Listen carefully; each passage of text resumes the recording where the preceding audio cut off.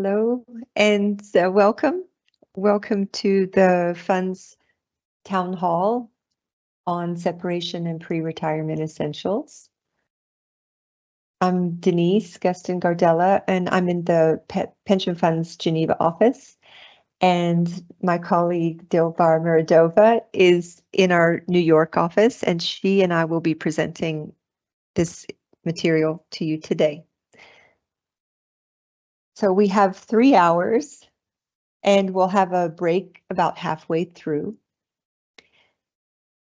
We will have a Q&A for you to submit questions, but we do ask if you would see if maybe your questions are answered during our presentation, and if not, then you're welcome to submit a question in the Q&A. We're accompanied by a number of our colleagues from both offices, the New York and Geneva offices, that are going to be answering your questions as we present. So thank you to all of the colleagues that have joined to support this presentation. So just a few things to go over before we start. As I said, the Q&A will only open a little later, so you'll see when it's opened up, you can submit a question.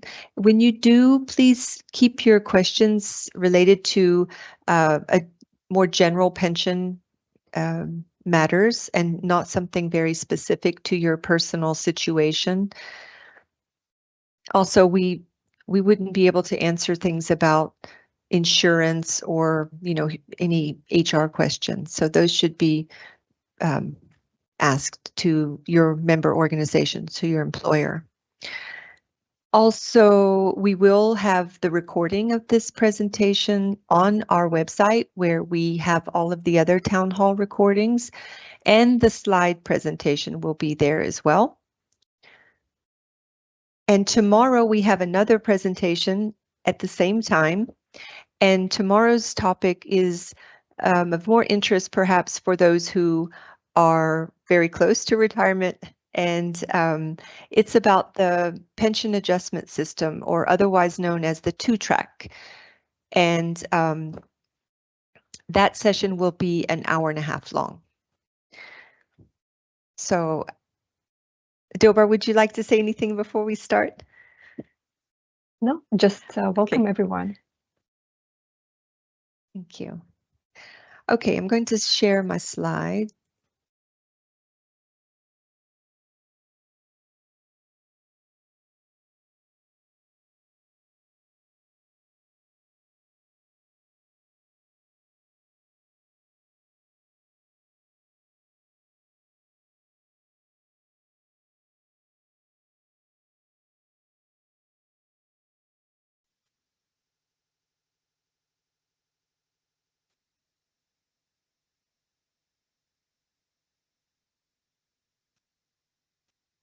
Okay. All right. So today's presentation is about pre-retirement matters, and first we'll go over some of the terminology that's used in the pension fund and the key factors that are involved in the calculation of pension benefits.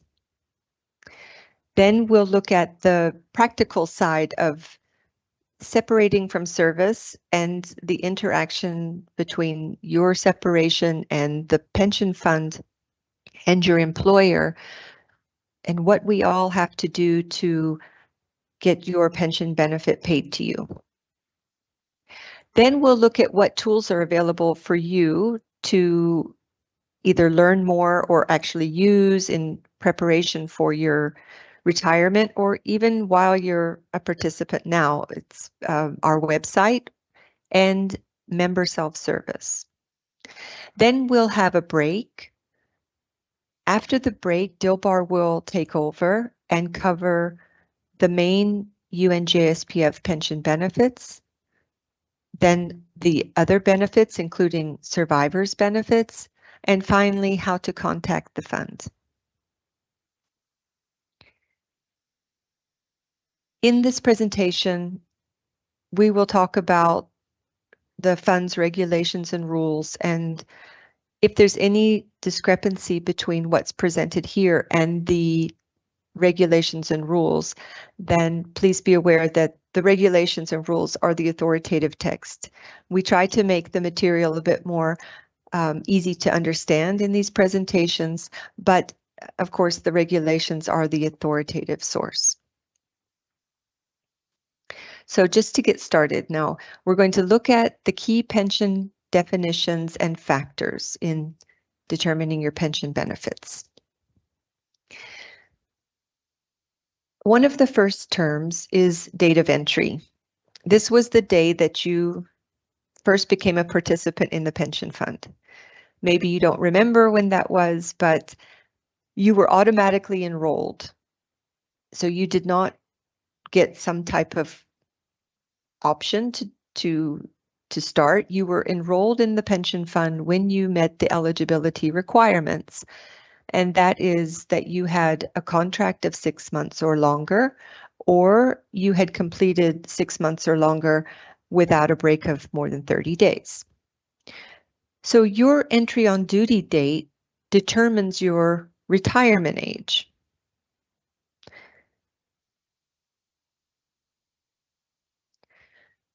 Currently, there are 3 retirement ages, and it depends on when you started contributing to the fund. So when is your date of entry to the fund? If it was before January 1st, 1990, your normal retirement age is 60. If you have a date of entry on or after January 1st, 1990, but before January 1st, 2014, then your retirement age is 62. And anyone whose date of entry is on or after January 1st, 2014, you have a normal retirement age of 65. So as you can see, the normal retirement age is increasing, which is sort of a common trend in the world. And this means that at that age, at your normal retirement age, if you have contributed at least 5 years to the fund, that you will have a normal retirement benefit. Now, in connection with the normal retirement age is an early retirement age. This is the earliest date that you can start receiving a pension benefit, but it's reduced because you start receiving it before you reach your normal retirement age.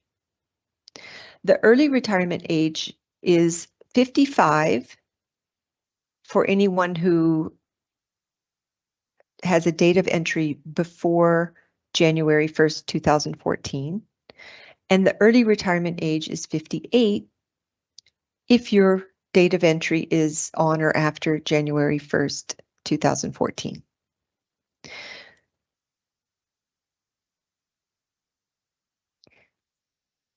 There is another type of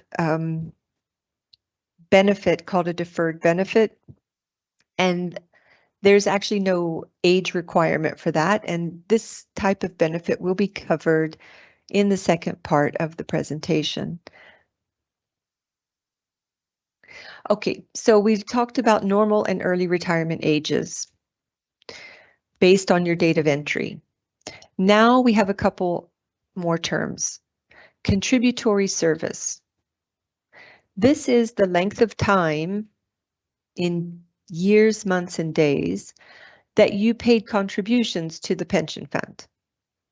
So you were enrolled automatically when you met the eligibility requirements, and then you started having contributions deducted from your salary and paid to the pension fund each month.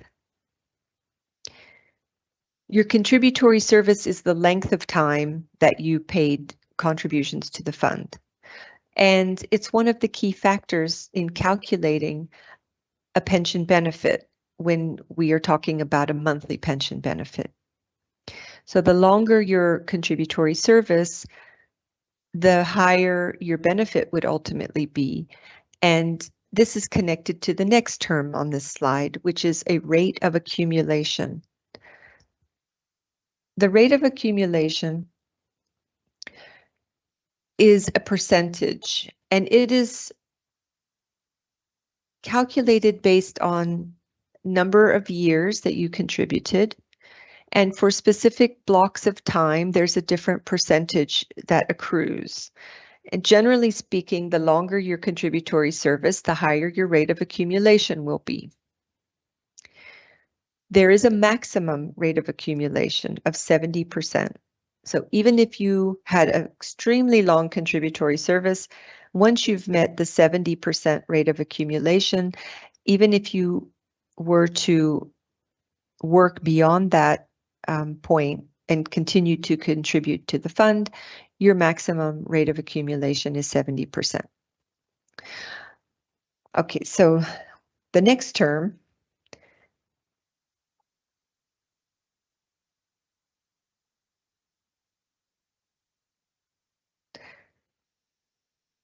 this is a slide about the rate of accumulation before I go to the next term. So the rate of accumulation that's displayed here on the right column is what applies to anyone who has a date of entry on or after January 1st, 1983. So this is most likely the one that's going to apply to all of us. And you can see that for the first 5 years, there's a 1.5% applied, which gives a maximum rate of accumulation of 7.5 for the first 5 years of contributory service. And then the next block of 5 years of contributory service has a 1.75% per year, and so on till you get to the next block, which is the next 20 years of contributory service, which has a 2% applied to it per year. Then if you have contributed at least 30 years and then beyond, then that next 5 years has, again, 2% applied.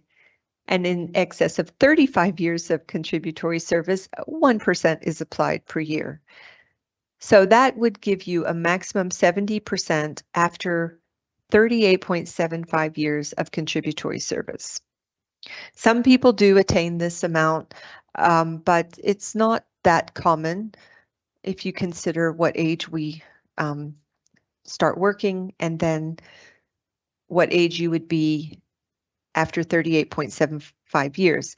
But just to illustrate that this is how the rate of accumulation is linked to your contributory service, and that it's one of the factors in the calculation of a pension benefit.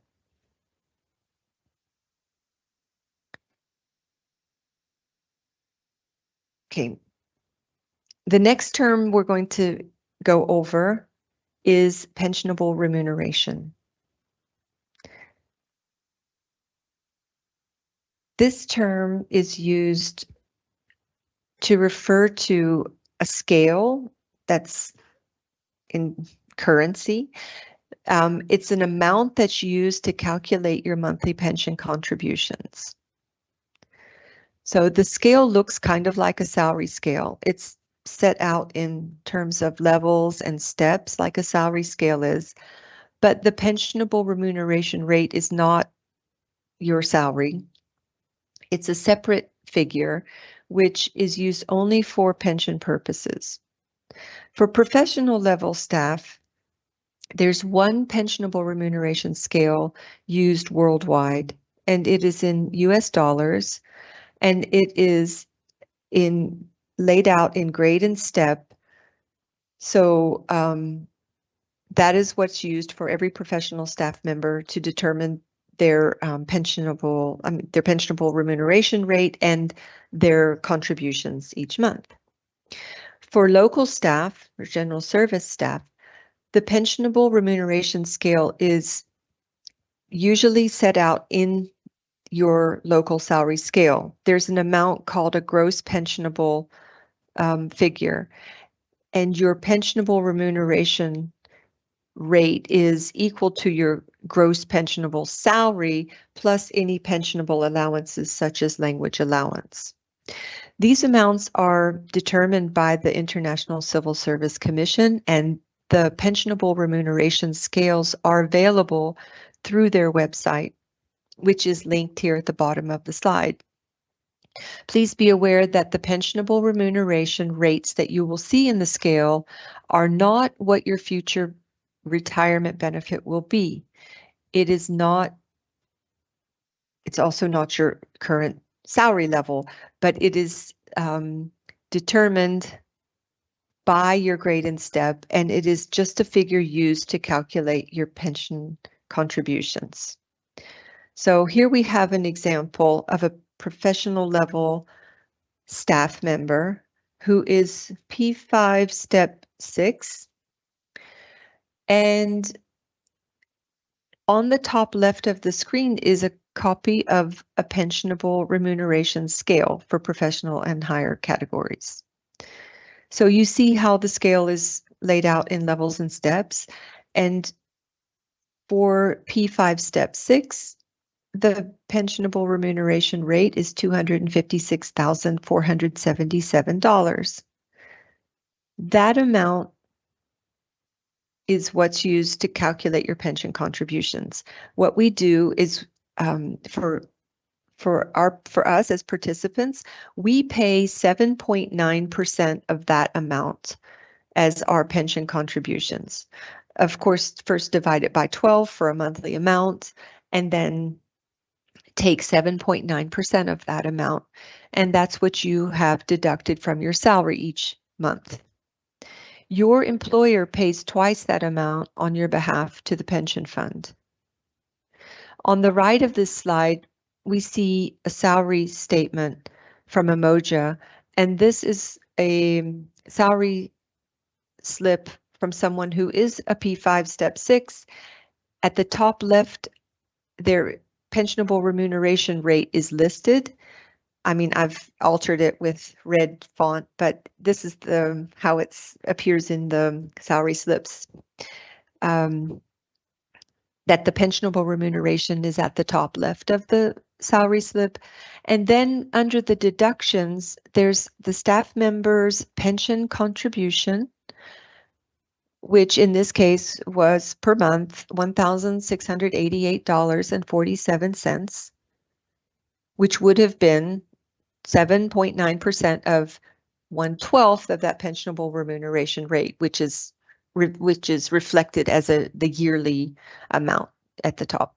So per month, the staff members' pension contributions are $1,688.47, and then the staff members' employing organization contributes twice that much to the pension fund.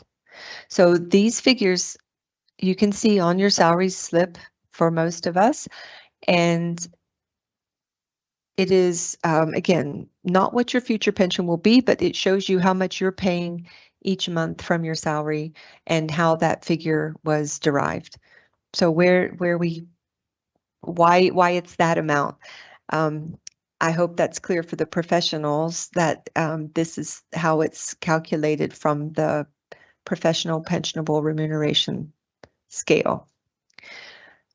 For a local staff, this is just an example from a general service salary scale in Italy, which is in euros. And highlighted is the row called the gross pensionable amount. This is what is also used to determine the staff members' pension contributions. So you look at the level and step. The entire scale is not shown here, just so it could be big enough to read. Only the first 3 levels are shown, but it's the same principle. So you know your level and step, then you find what the pensionable remuneration rate is, 1/12 of that for each month, and then 7.9% of that is your monthly contribution. However, then it's converted into US dollars before it's reported to the fund, or when it's reported to the fund. So all of the contributions to the pension fund are reported in US dollars when, as it's a dollar-based fund.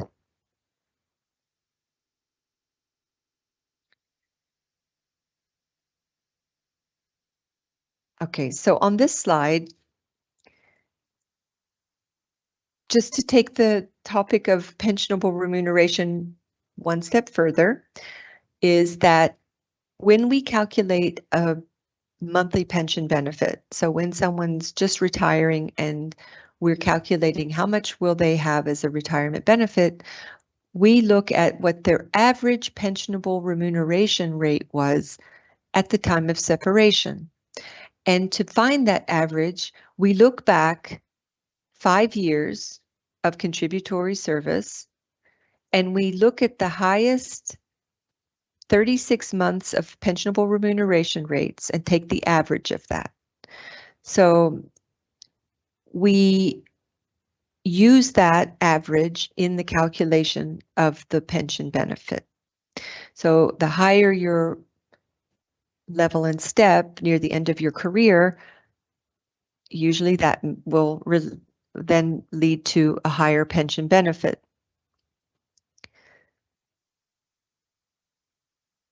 So the last 5 years, and then from those last 5 years, we look at the highest 36 months. Those don't have to be the last 36 months. They can be any months within the last 60 months of your contributory service. So the basic pension calculation, which will go into more detail when Dilbar presents the pension benefits later in this session. The basic calculation is the rate of accumulation, which was related to how long you contributed, multiplied by the final average remuneration, which is connected to what your level and step was. So the longer you contribute and the higher your level was, generally speaking, the higher your pension benefit would be. Now, everything I'm referring to is related to a monthly pension benefit.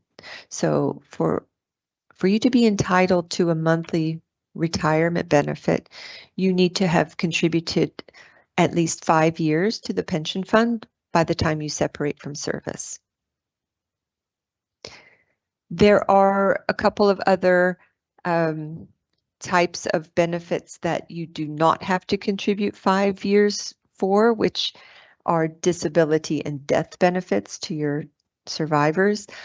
And that will be covered later in the presentation after the pension benefits and in the section on survivors benefits.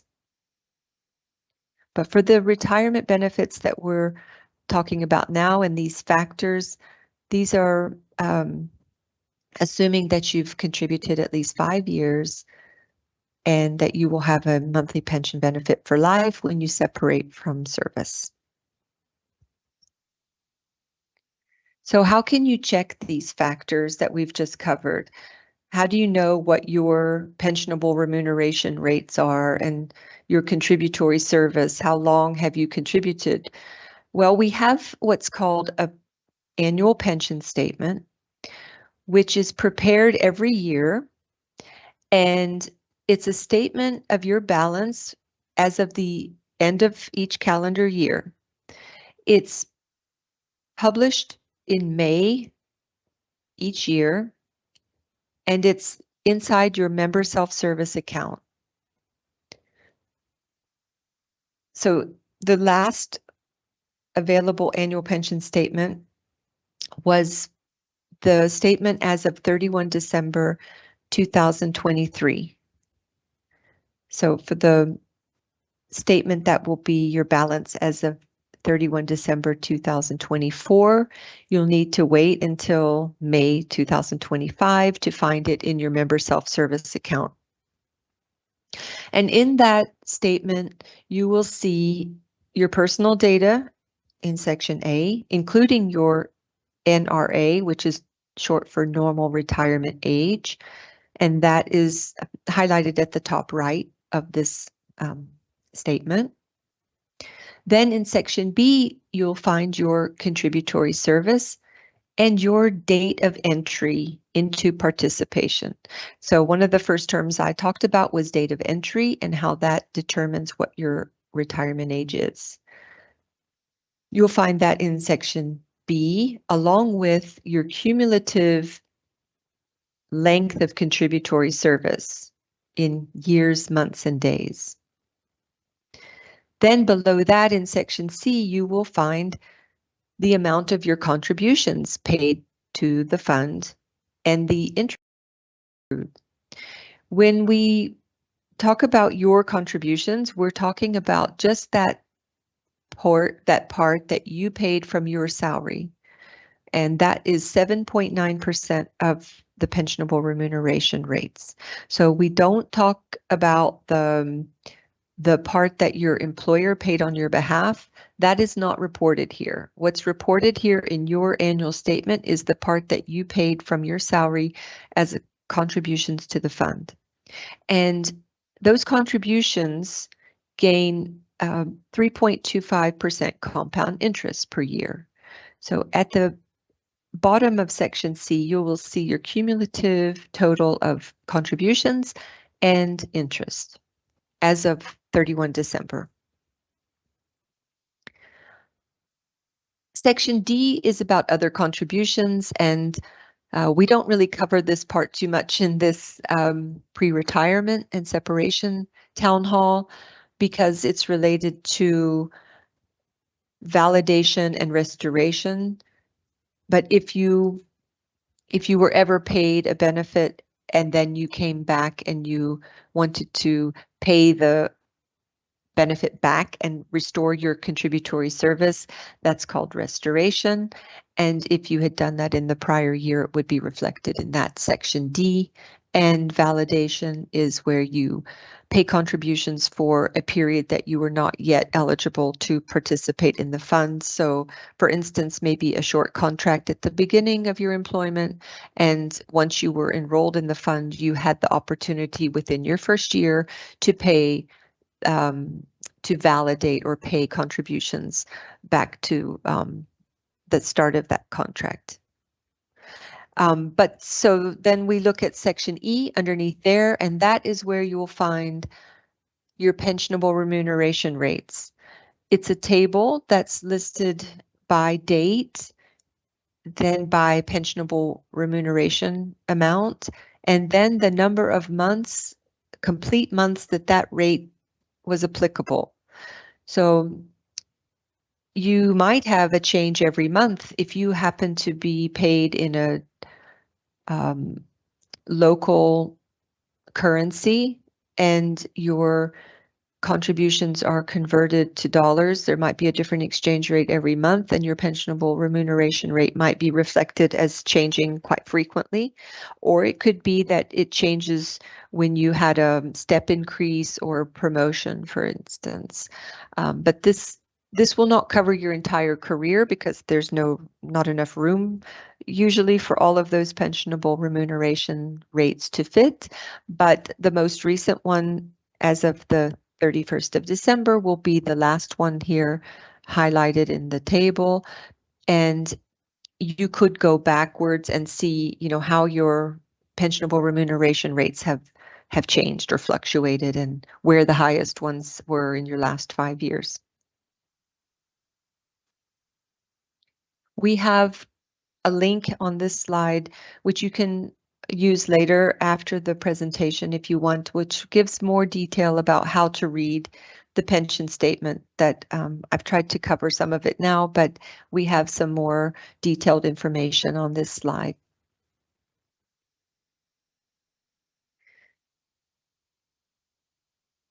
One more thing to clarify about the normal retirement age is that it is not the same as your mandatory age of separation. So we know that in the UN, the mandatory age of separation now is age 65. But you might have a retirement age of 62. Even if you're allowed to work to age 65, you were already entitled to a normal retirement benefit at age 62, if your normal retirement age is 62. So these are two separate things. The mandatory age of separation is determined by your employer, and your normal retirement age is determined by the pension fund's rules and regulations and by your date of entry. So when you started contributing to the pension fund. And your normal retirement age will be 60, 62, or 65. And whether or not you work to age 65 or beyond, it will not change what your normal retirement age is. So these are sometimes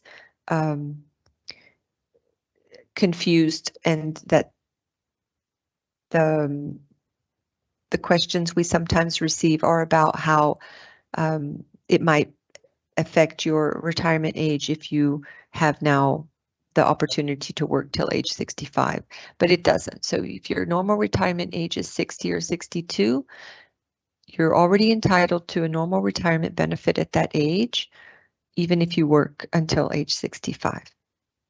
You will just continue to contribute to the pension fund and increase your future benefit in that way.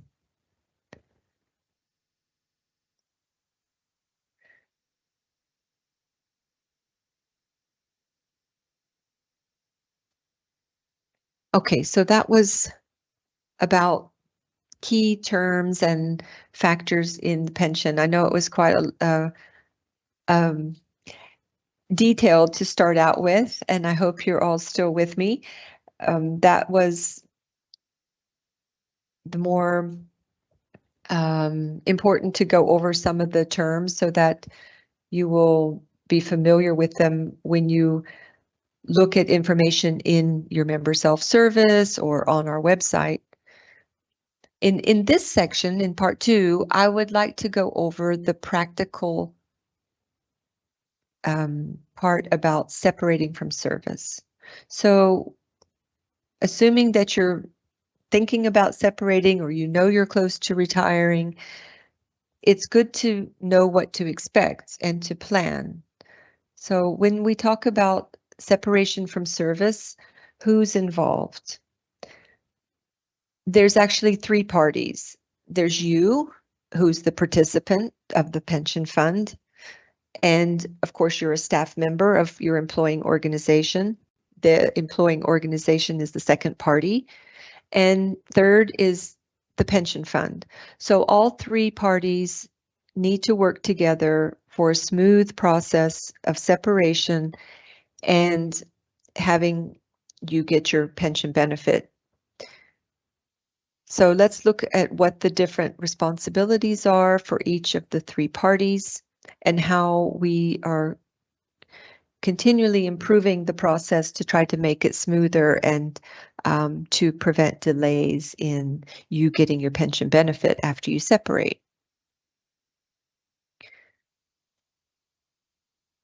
So when you separate from service, there are lots of things that you have to do. I'm sure with your employer, you have a lot of things you have to check out and make sure all your records are finalized.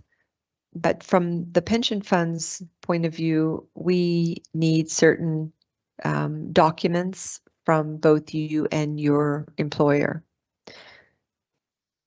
What do you have to provide to us, and what do you need to do?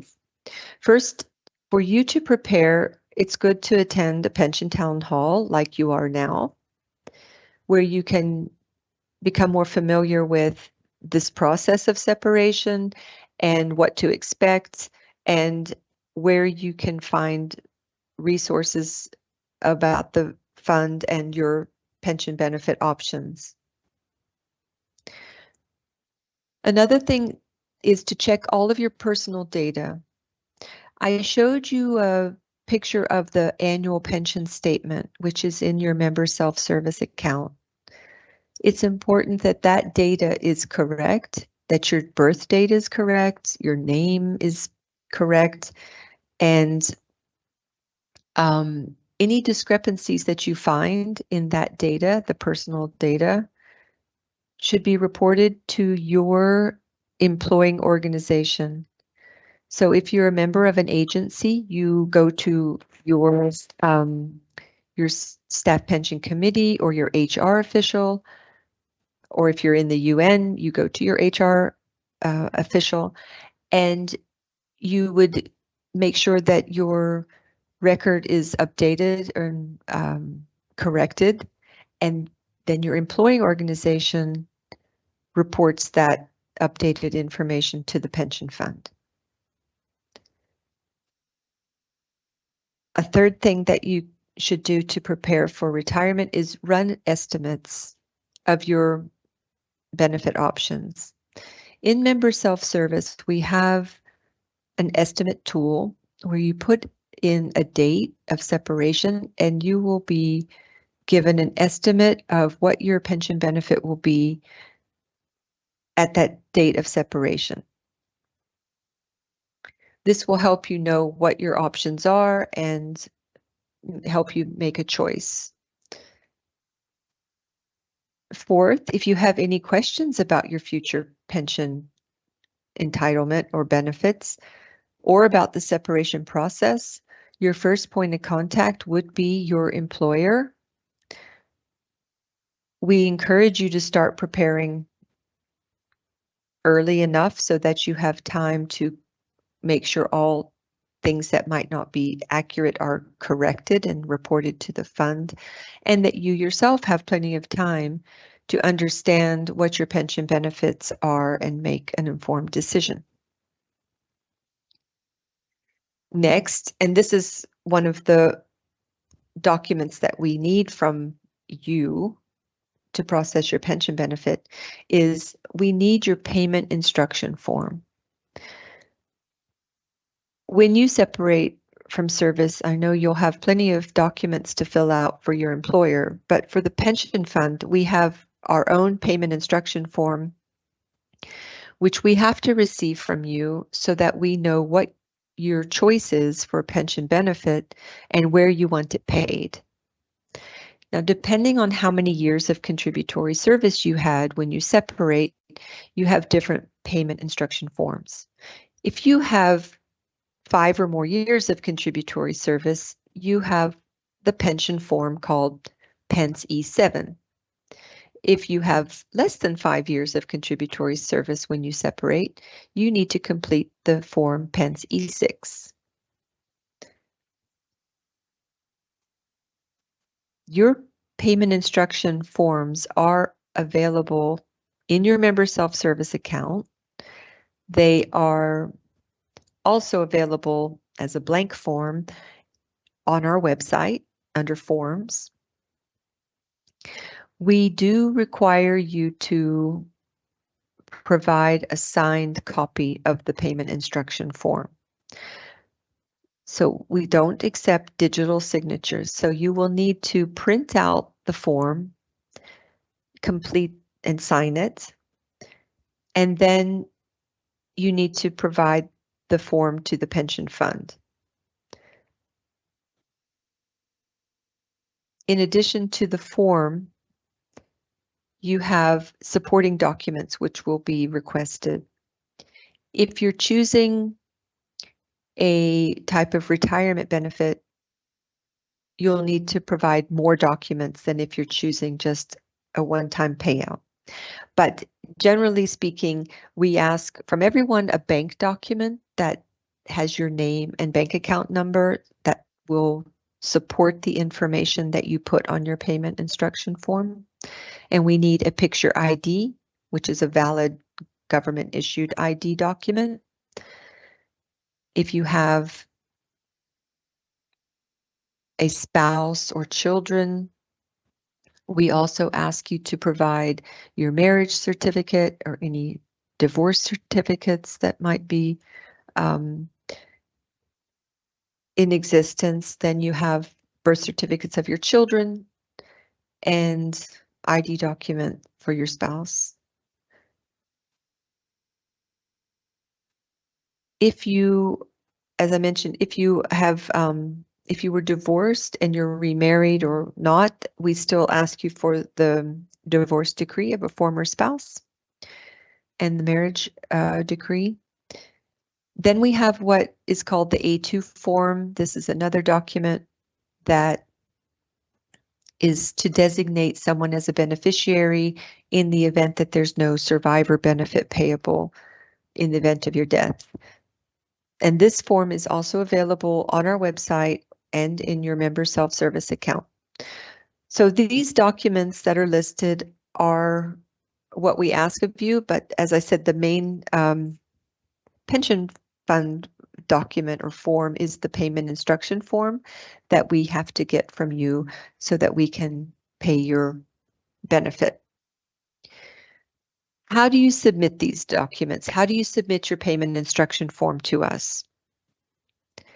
There are a couple of ways. As I mentioned, we have to have a signed form. So it needs to have your signature, which you wrote in pen or ink. And you have to either send us the original form, or you can upload it through your member self-service account through what we call member self-service document upload. If we receive your payment instruction form that way, we consider it as an original. Otherwise, we need to receive the original hard copy form. Now, some organizations or some agencies rather require their staff to provide the payment instruction form to them, and they submit it with the other required documents to the pension fund. If you do not have member self-service document upload visible in your member self-service account, it's probably because you're a staff member of an agency which requires you to provide the document to your own employing organization, and they will send it to the fund. Just going to go back a second.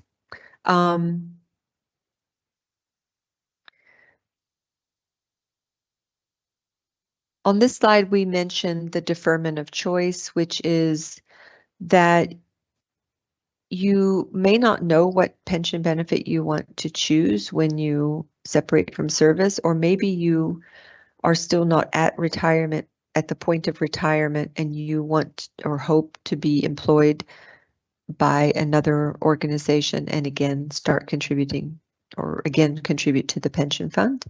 You can choose to wait up to 36 months to make your decision about a pension benefit when you separate. You indicate this on page 1 of the payment instruction form. If you want to choose to have this 36 months or up to 36 months to make your choice of a benefit, you submit only page 1 of the payment instruction form and do not fill out the rest of the pages until you know what benefit you're choosing and where you want it paid.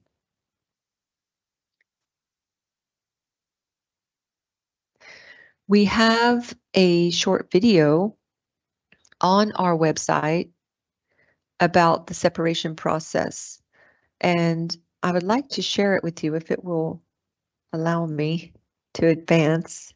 Okay, let me go back because it skipped. Okay, this is about 3 minutes long, and this will give you a lot of information in a short video. And I hope this will also let you see that we have a lot of useful resources on our website.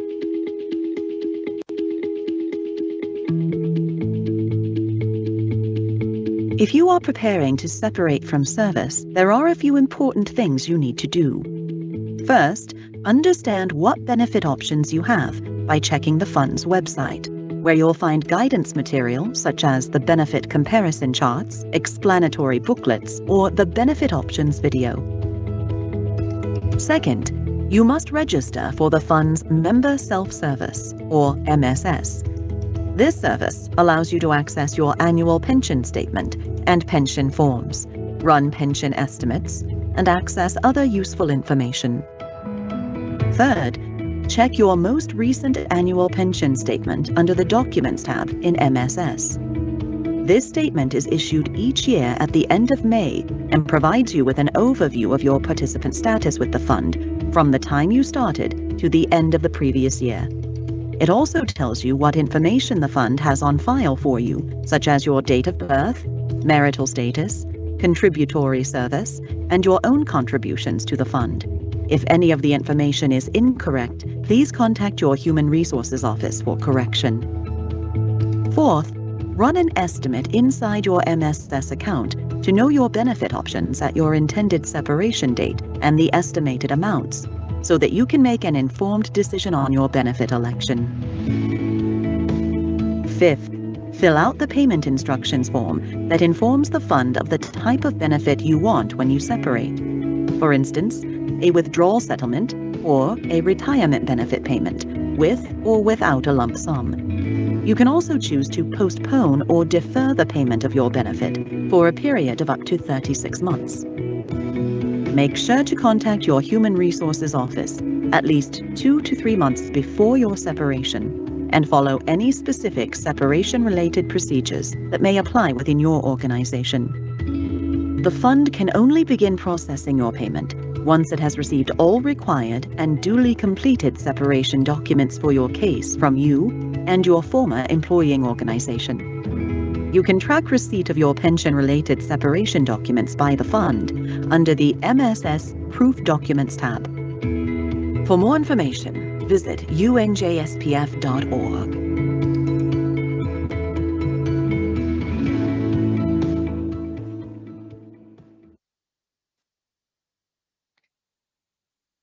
Okay, thank you. I hope you enjoyed that and could follow it. It is quite a lot of information, but I think it's helpful, and it has covered some of what I've covered, and it's also covered some of what I'm going to cover now. Before I advance to the next slide, this is just a warning, a caution that when you complete your payment instruction form, please do so only once you're sure of what you want to choose as a pension benefit, because once we process it and put your pension benefit into payment, you cannot then change your mind and choose something different. So it's important that you are informed and have run estimates and know what your benefit options are before you complete the form. And I hope that this session will get you on the right track to being aware of what your options are and making the right decision for you. So in this part, we're talking about the separation process, and we looked at what you as the participant needs to do. Now we look at what your employer needs to do. Your employer needs to provide the pension fund with 2 important and mandatory documents. These are separation documents that are required and necessary so that the pension fund can calculate your pension benefit. One of them is your separation personnel action, and this is issued by your Human Resources Office. This will indicate your state of separation. It will have your level and step. It will have, usually it has your marital status. It has your dependents listed and so forth. Then your separation notification is a separation document from your finance or payroll office. And this document is issued once you've separated and you've had all of your, if you had any open accounts or debts or any had borrowed any items or had equipment, you normally, the organization will not prepare this and the separation documents until your clearance is final with your employer. So generally speaking, it can take up 6 to 8 weeks for the pension fund to get these separation documents from your employer. We are constantly working together with our member organizations to try to make this more efficient. And there are, more modernizations that are taking place so that certain documents can be provided digitally and to expedite the process. But as I said, there's certain clearances and processes that need to happen within your organization before they will prepare these separation documents and send them to the fund. And that is beyond our control. So that's something that has to happen before they're sent to the pension fund. If the pension fund hasn't received them yet, then we really can't do anything to process your benefit. But once we have received these mandatory documents from your employing organization and your payment instruction form, then what does the pension fund have to do? So we're the third party in this separation process. When we receive the separation documents, we review your file completely. The documents that you provided, if they're in hard copy, they're uploaded to your file. Our team that calculates and processes benefits, reviews your entire history of your participation in the fund, and they ensure that all the contributions were reported correctly. If there's something that doesn't match, that the contributions don't match the amount that should have been reported according to whatever level and step you were, then this type of discrepancy has to be cleared up. And sometimes there are discrepancies like this that are noted only at the time of separation. If there are delays like that, that's again within your employing organization, and the pension fund will reach out and try to clear up that discrepancy. We have to wait for the organization to come back to us in most cases before we can move forward. But once we have all of the separation documents and there's no discrepancies, then the fund processes most benefits within 15 business days from the date of receipt of the complete set of documents. So that's the time from the fund side that we aim to process your benefit within 15 business days of receipt of the documents. It still takes some time before you actually receive a payment, because processing your benefit, it means there's still the time it takes before an amount would be released and appear on your bank account. That could be possibly within a week of processing. And if it's for your monthly payroll amount, if you are receiving a monthly benefit, your pension is paid at the end of each month. So if the processing of your benefit was right around the time that the payroll had already been closed for that particular calendar month, then your first monthly benefit would appear at the end of the next month. So just to be aware that sometimes there's a delay based on that, the calendar and the timing of the payroll cycle. So you will need to be prepared that there could be some time between the date that you separate and the date that you receive your first pension payment. Now, how can you track whether the pension fund received your separation documents? There is a tracking tool in Member Self-Service. There, I'm going to go straight to where it is. This is inside Member Self-Service. There is a tab called Proof Documents, and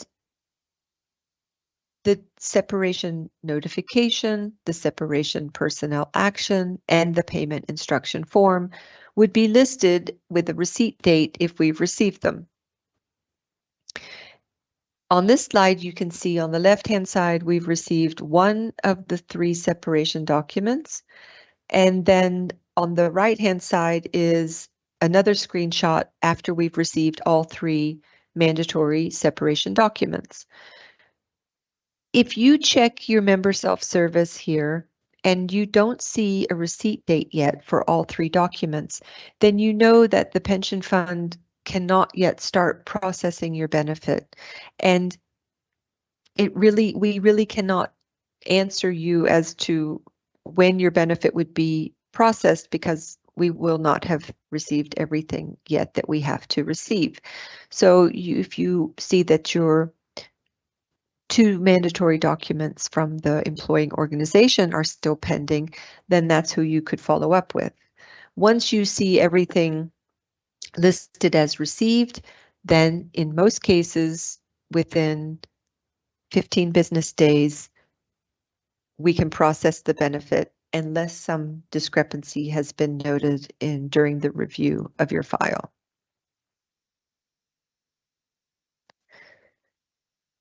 On this slide, we just list some of the common reasons that there might be delays.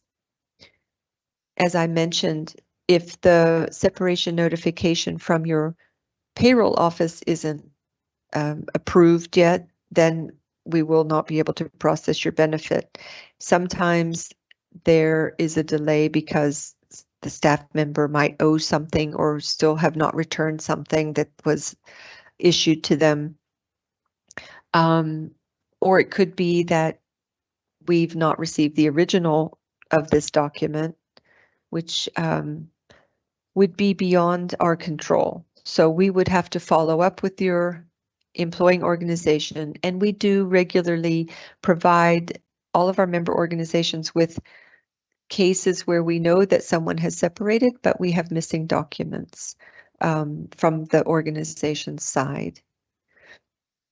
If you haven't submitted your payment instruction form, then that's something that you can do to make sure that the fund receives it. If there's any discrepancy in your personal data, so if, for instance, you separate and you submit your payment instruction form and a copy of your passport and your date of birth is different from what has been reported to us by your employing organization, that's something that we would have to stop and review. Or if there's something different in your marital status that was at the time of separation according to what you provided and what was reported by your employing organization. So for this reason, we encourage you to review your personal data, make sure that it's all been reported to your employer and that the dates of birth and names and so forth have been correctly documented and match your records or your ID documents. And another thing is that although you may have a limit to the number of children who would be recognized by your employing organization for a dependency allowance, the pension fund doesn't have a limit to the number of children that would be recognized for a child's benefit from the pension fund. So even if you don't receive a dependency allowance for a child, because maybe it's beyond the number that's allowed from your employer, you can still report those children so that they're reported to the pension fund and would be possibly eligible to get a child's benefit from the fund.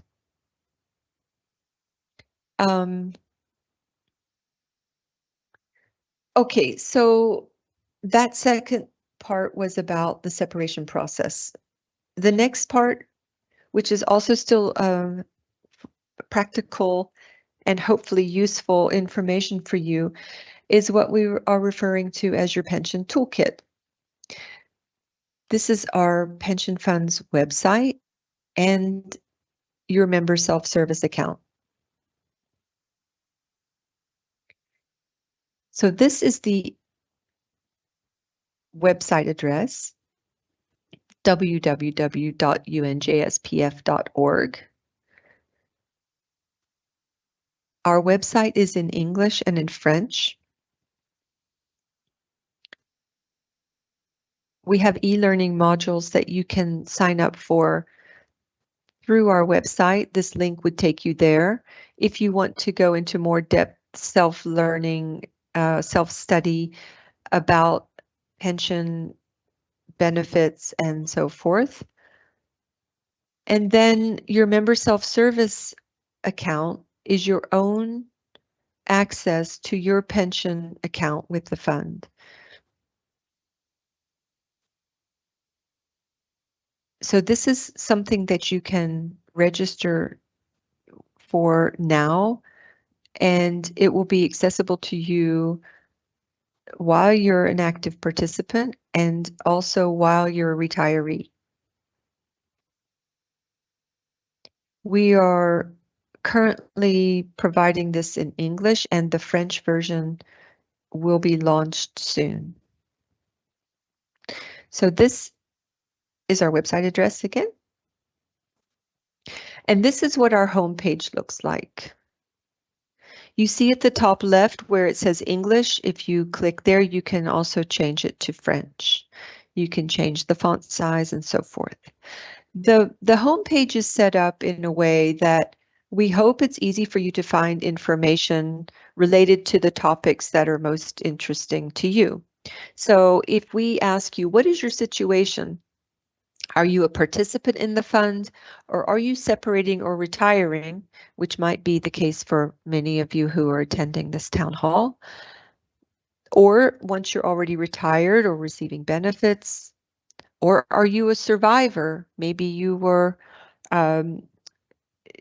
someone who was married to a former participant of the fund, or something else, which could be anyone else, maybe someone who's representing someone legally who is looking for certain information. So if you click the icon, it will take you to topics that are most relevant to that situation or that status. Along the top menu items, we have here for clients, investments. So we have a link to our investments of the funds.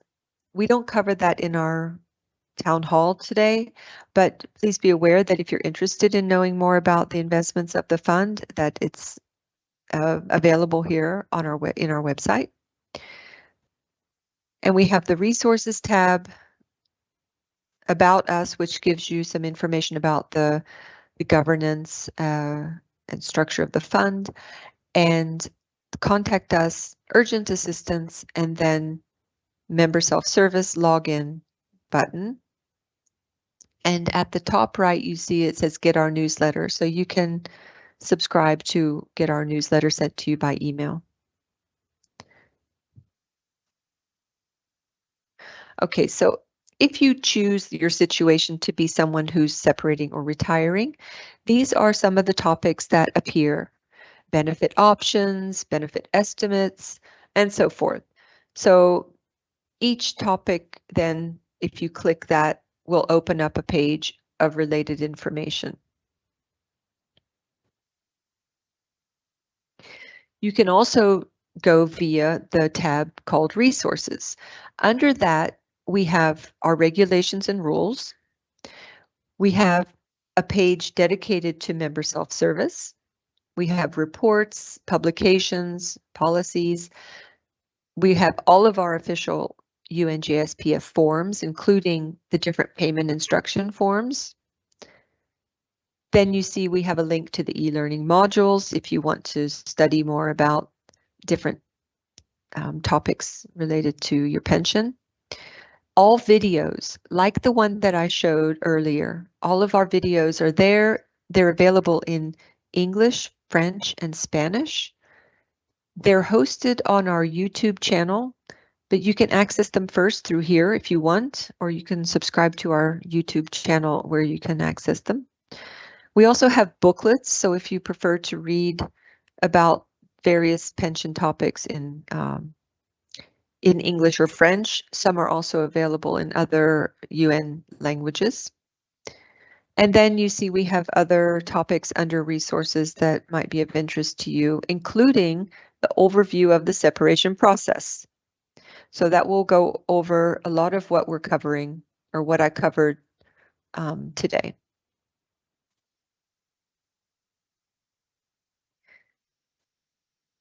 This is a screenshot of a lot of the videos that we have.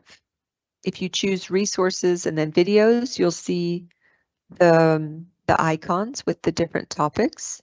Welcome to the fund, how the fund works, member self-service, benefit options, retiring or separating, how to prepare, and so forth.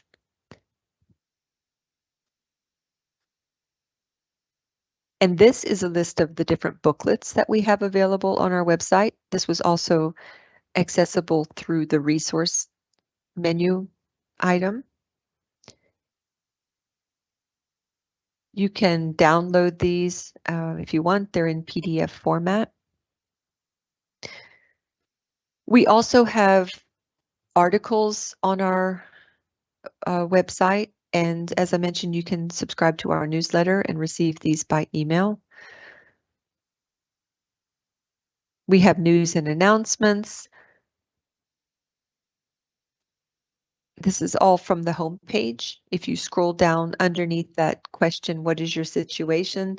And you continue to scroll, you'll get the different news items and the e-learning modules. So some of the e-learning modules that you can take if you're interested in are participation essentials, benefits and separation essentials, which might be interesting, and also essentials for retirees and beneficiaries, which is information that is important for you to know once you're a retiree. And then the topic of tomorrow's town hall, which is the 2-track. So we have a special module about that as well. Okay. That was just a brief look at our website and some of the resources available to you there. You can access your member self-service account through our website, and this is a link. But you also saw on the web page that at the top right is a button that you can click to log in. If you've never registered, you can still click that button and it will take you to a page to register. But first, let me just show you some of the information here. In order to register, you're going to need to know how your name has been reported to the pension fund, because you'll need to put your name in.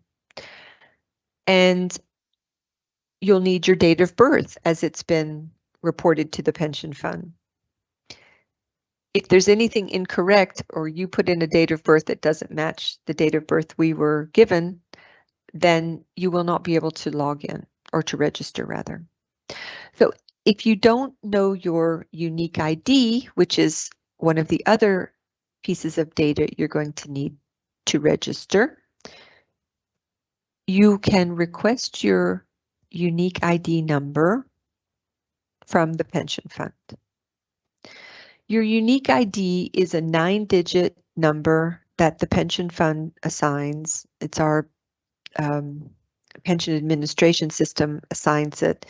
And this number is assigned to you through life and also through retirement. So it's a 9-digit number that you'll need in order to register for member self-service.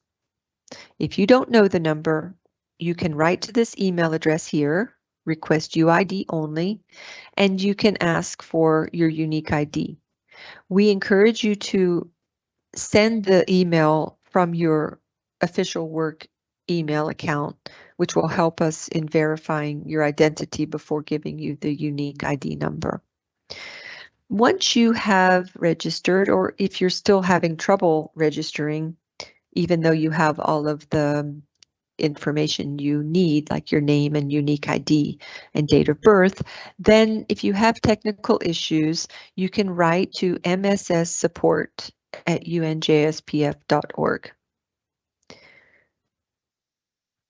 We encourage you to use a personal email address when you go through the registration process, because if you forget your password in the future, the password reset email from the pension fund will go to that registered email address. And if you use your work email address to register and you've already separated from service, your password reset email will go to that official work email address that you can no longer access. So for that reason, we encourage you to use a personal email address when you register for member self-service. This is a dedicated page to member self-service that's on our website under the resources menu item. We have videos about how to register. We have the instructions also in tutorials in English, French, and Spanish. And we also have the login page or the register page, sorry, the link, as you can see, login or register. So we have various ways you can get to MSS through the blue button at the top right of the screen or through the tabs in the middle of the screen. So we try to make it pretty accessible from our website. If you haven't registered yet, you click that. Let me just go back a slide. So you click the login or member self-service login tab. You'll get a screen like this. It asks for your username and your password. But if you haven't registered yet, of course, you won't have that username and password to log in with. You'll have to register.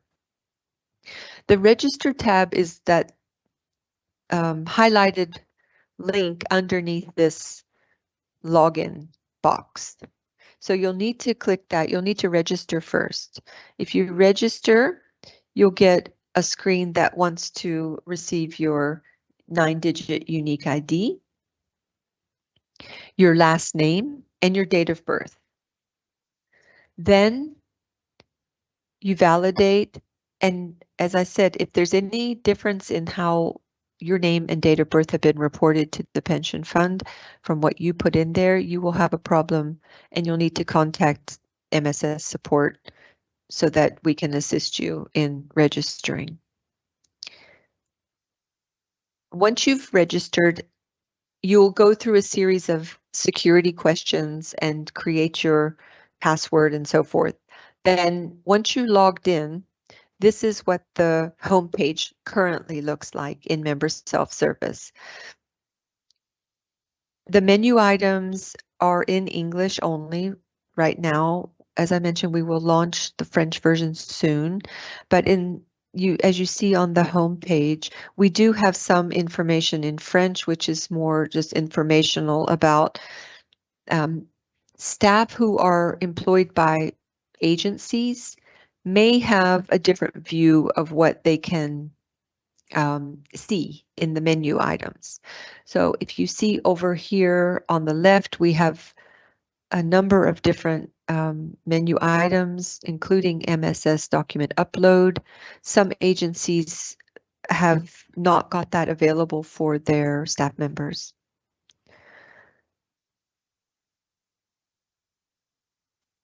What all can you do in member self-service? It's your own personal information as recorded by the fund. You can also update your registered email address, and as a retiree, you can, for most people, update your mailing address for now. You can find and print official pension forms. You can run estimates of your future pension benefit. You can track the fund's receipt of the separation documents under the Proof Documents tab. And once you're a retiree, you can also track your yearly proof of life document, which is called the Certificate of Entitlement. And you can track the payments that you've received and and more. So we're still working with improving what is available to you in member self-service. Currently, this is what is available, and this is an enlarged screenshot of the menu, which was at the left of the home page. For your annual pension statement, where you can see your contributory service, your contributions and interest, your pensionable remuneration rates, and so forth, that's under the Documents tab. Under e-forms, you find all the official forms, the payment instruction forms, as well as the A2 designation of beneficiary form. Under proof documents, this is where you will track the fund's receipt of the separation documents. And if you're a retiree later, you'll see when the fund receives your certificate of entitlement, proof of life document, as well as other documents. We're increasing the number of types of documents that you can see under this tab. Then personal information, that's your own personal information there, your name, date of birth.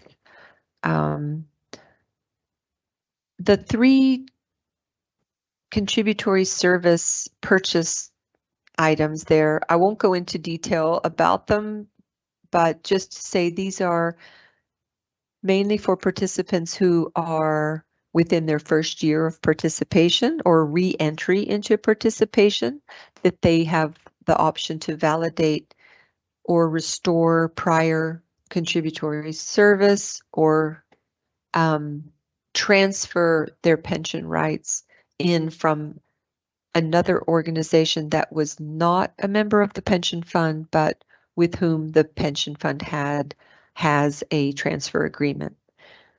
So because this is a pre-retirement town hall, we don't go into much detail about these, but please be aware that these are here within member self-service, and if you have questions about what they are, the information available on our website will hopefully provide enough information for you to understand what they entail. Otherwise, you can always pursue asking more questions about those. And then under these items, we have the estimate tab. This is an important one where you will go to run your estimates of your future pension benefit. And then MSS document upload, where you can upload scanned forms and documents and submit them to the fund, where we will accept them as if you had provided us with an original. Okay, at the top right of your member self-service account, you have this account link. If you click that, that is going to take you to the page where you can reset your password or update your security questions or update your email address. So if you have registered already and you used a work email address, you can go here and change your registered email address to a personal one, which we encourage you to do. Then the Documents tab, again, this is where you'll find your annual pension statement, but also when you run an estimate, the estimate creates a PDF letter that shows you the different pension benefit amounts and benefit types, and that is also under the Documents tab. So let's quickly look at how to run an estimate. Okay, so the Estimate tab there on the left, you click that and you get this big disclaimer in both English and French. And this disclaimer is saying that this is an estimate based on the data that we have in our system at the time that you're running the estimate. So the annual pension statements reflect your pension data as of 31 December 2023. That's what's currently on your most recent pension statement, 31 December 2023. If you have been promoted, for instance, during since then, that data may not have been registered yet in your account. So it's possible that when you run an estimate, the estimate is assuming your most recent pensionable remuneration rate and just projecting that into the future until the date of separation that you put in the estimate tool. So this is why we have a disclaimer, is to say the estimate is not yet audited as it would be, as all of your data would be at the time that you're separating, where we check for any discrepancies and so forth. So to run an estimate, you put in a separation date, and Dilbar will cover the pension benefits shortly, and she'll explain about the lump sum option. But if you do choose to put in a certain amount as a lump sum for your pension benefit, this is where you would put that in. If you don't want to put in any lump sum amount, you just put in the separation date only, and you click Submit Request. Then the system will calculate what your pension options are at the time that you would be separating, whatever date you put in that field to run the estimate. And then it will tell you when the calculation is complete and that you need to go to the Documents tab to find the estimate. So you go to the Documents tab, you open the estimate PDF document, and it will look something like this. In this example, the person put in a separation date where they would have still not even reached their early retirement age, and they will see the options that they will have when they separate at that age.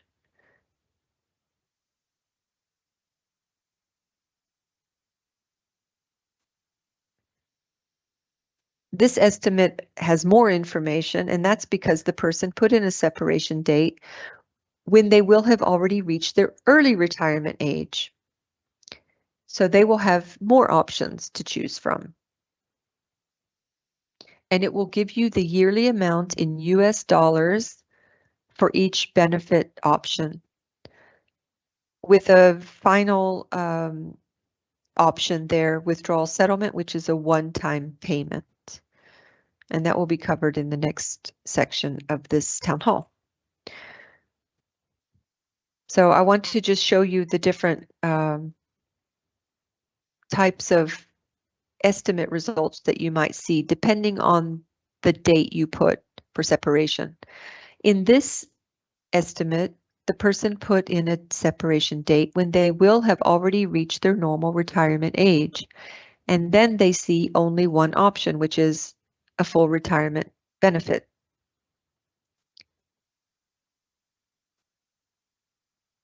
And this is an estimate result when someone puts in a fixed amount for a lump sum, and they ran the estimate with a separation date when they would have already reached their normal retirement age.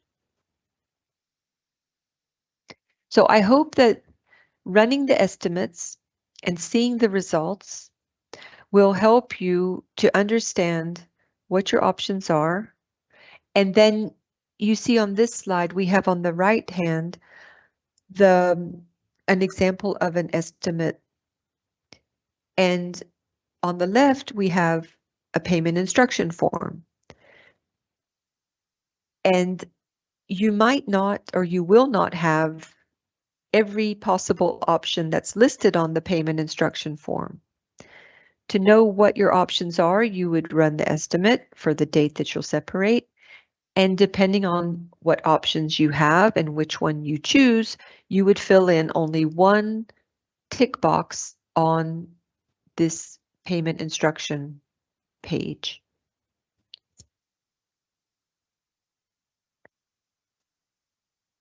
Again, about the payment instructions, you can find them under the e-forms in member self-service. On these slides, we have a lot of information about how to fill out the payment instruction forms. And I encourage you to review the information. Again, it's also on our website under the separation topic. You can see that this is the page if you want to take up to 36 months to make a benefit option or benefit decision. And if you have already made a decision, you do not fill out page 1, but instead you just fill out page 2 and 3. Page 2, where you choose just one tick box and you sign and date it. We need still the original signature, and you either submit the hard copy to the pension fund or to your employer, or you can upload it through member self-service if your employer allows that. And then on the last page of the payment instruction form is where you put your banking instructions. And this slide gives you instructions about what each field is requesting, and where you put the bank details and your contact information. And remember, we do ask you to also submit a bank document to go with your payment instruction form so that we can confirm that the account number and so forth is the same as what you put on your form. Okay, and with that, I think it's time for a break. So we will have 10 minutes break. And after that, Dilbar will take over and she'll cover the pension benefits and other benefits and how to contact the fund. So thank you for your attention so far, and we'll see you back in 10 minutes.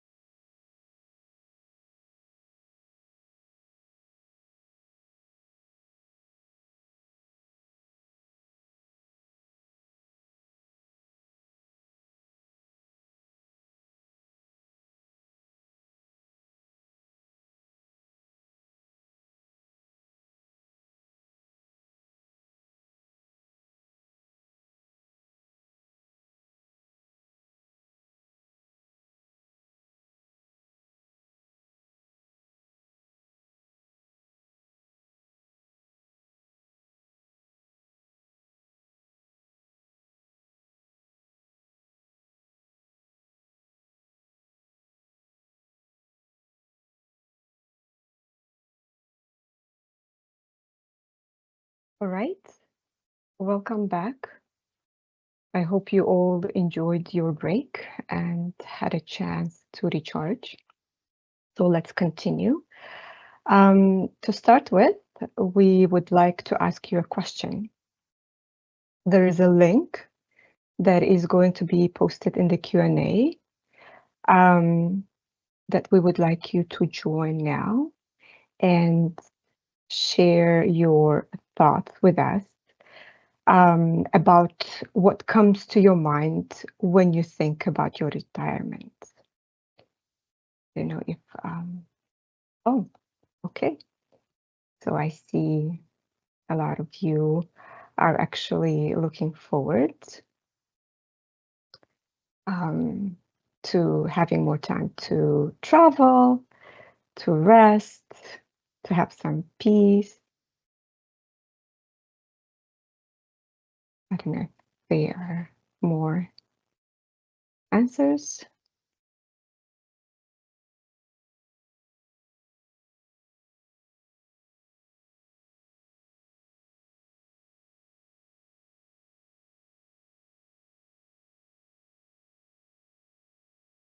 I hope more of you will join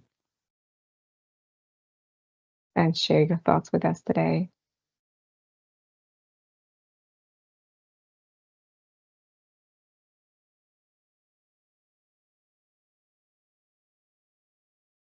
Relax and travel. Enjoy your retirement.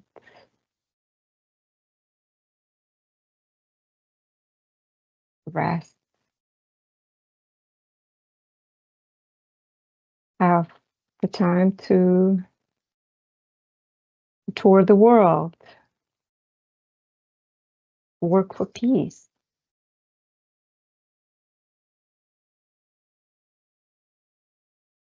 Over with stress and anxiety.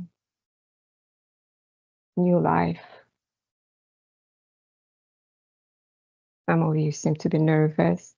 That's understandable. Wow. These are all great answers. Thank you so much for sharing. Travel back home. Spend time with family. Financial stability. Less stress.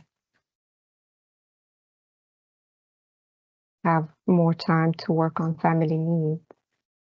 Focus on your hobbies. Wow. This is all great.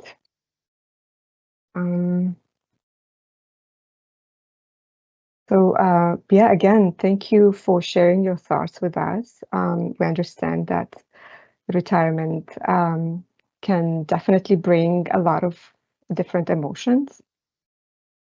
As we saw, being excited for more freedom and have more time to yourself and your family, but also being a little scared or nervous about the changes that it will bring. And we hope that with this presentation, you will be more prepared. And we are here to ensure a smooth transition into retirement. Now I'm going to share my screen.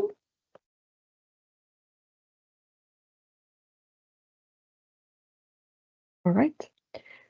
So in the second half of the presentation, we'll cover the various benefits provided by the fund and conclude today's session with the details on how you can reach out to us for assistance with any pension-related inquiries.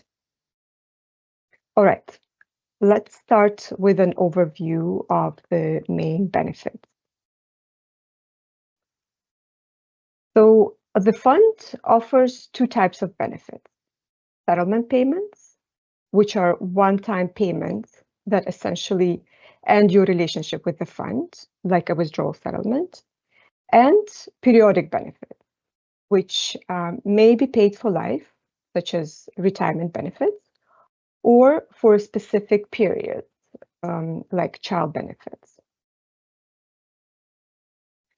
The options available to you will depend on the length of your contributory service, whether you have vested pension rights or not, and your age at the time of your separation from service. It's important to understand that the calculation of these benefits differ depending on the type of benefits.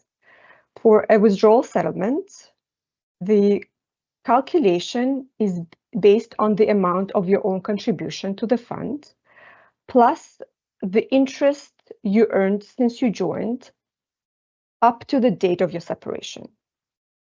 If you have more than 5 years of contributory service and choose the withdrawal settlement, then you will get an extra 10% on your contribution and interest for each year over 5 years, up to a maximum of 100%. And we'll go over some examples of this shortly. For periodic benefit, the calculation is based on the formula that takes into account key factors that Denise explained earlier, such as length of your contributory service, which determines your rate of accumulation, your final average remuneration or income, and your age at the time of separation. And this formula is applied to all periodic benefits. Again, it's important to keep in mind that the benefits available to you at the time of your separation will depend on the length of your contributory service and whether you have vested pension rights or not, meaning at least 5 years of contributory service.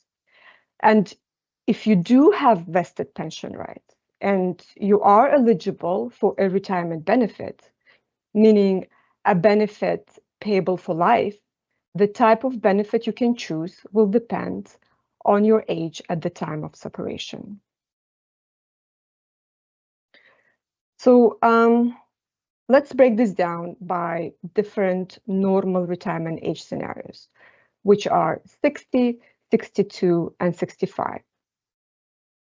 Again, as a reminder, your normal retirement age depends on when you entered into the fund's participation. So for those with vested pension rights, their benefits will look like this. And let's look at the scenario number 2, which is the most common these days, of normal retirement age of 62 for those who entered into funds participation prior to 1 January 2014. So if you separate between age before age 55, so before your early retirement age, your benefit options would be withdrawal settlement or a deferred retirement benefit. If you separate between the ages 55 and 62, that is between your early and normal retirement age, you'll have more options. You'll have an option of withdrawal settlement, a deferred retirement benefit, and an early retirement benefit. Now, deferred retirement and early retirement benefits come with different conditions and entitlements, which I'll explain shortly. So it's very important that you understand the difference between two in order to make an informed decision. And finally, if you separate at normal retirement age 62 or later, you will be eligible for a normal retirement benefit. And this is how it would look for those whose normal retirement age is 65. Now, let's take a closer look at the benefits offered by the fund. To start with, there is a video on the fund's website called Your Benefit Options When Leaving the Fund. This video explains the different benefits that you may be eligible to elect as a participant of the fund when you separate from service. We don't have time to watch it today, but I strongly recommend that you take a look at it when you have time.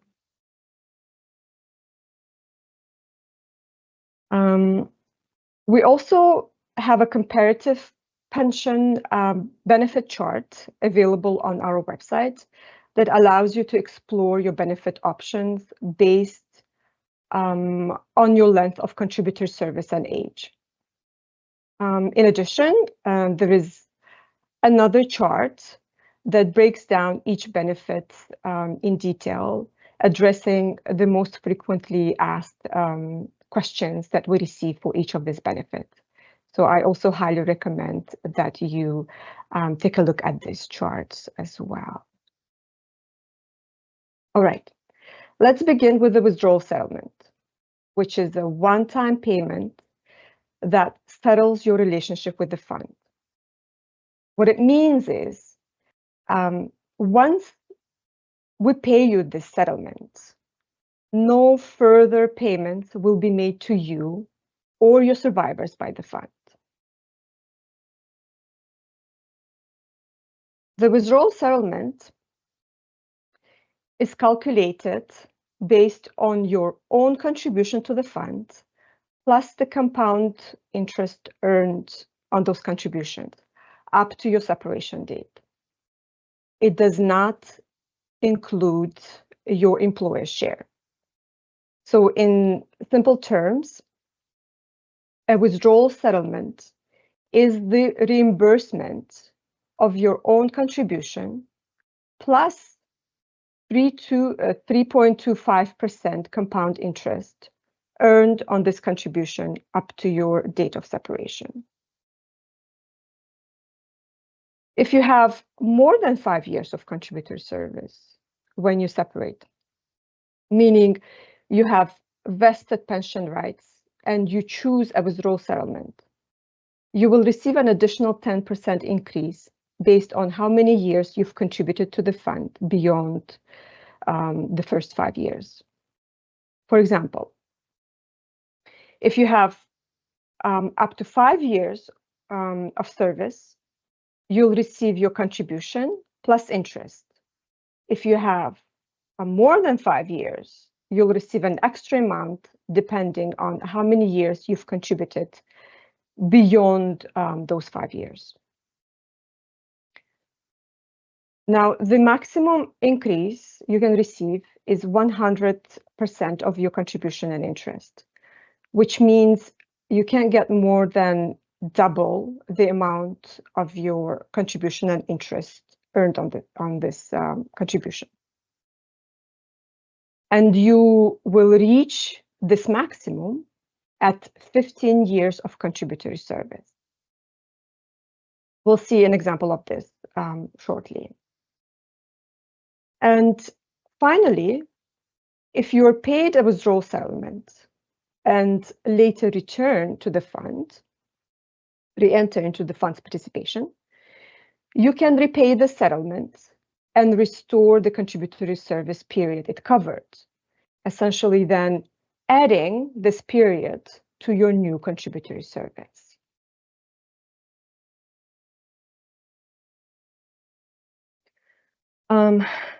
Now let's go through an example.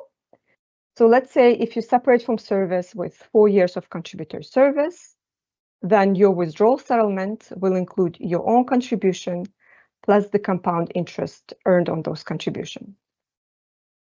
So in this example, if you contributed 20,000 to the fund and earned 5,000 in interest, your withdrawal settlement would be 25,000.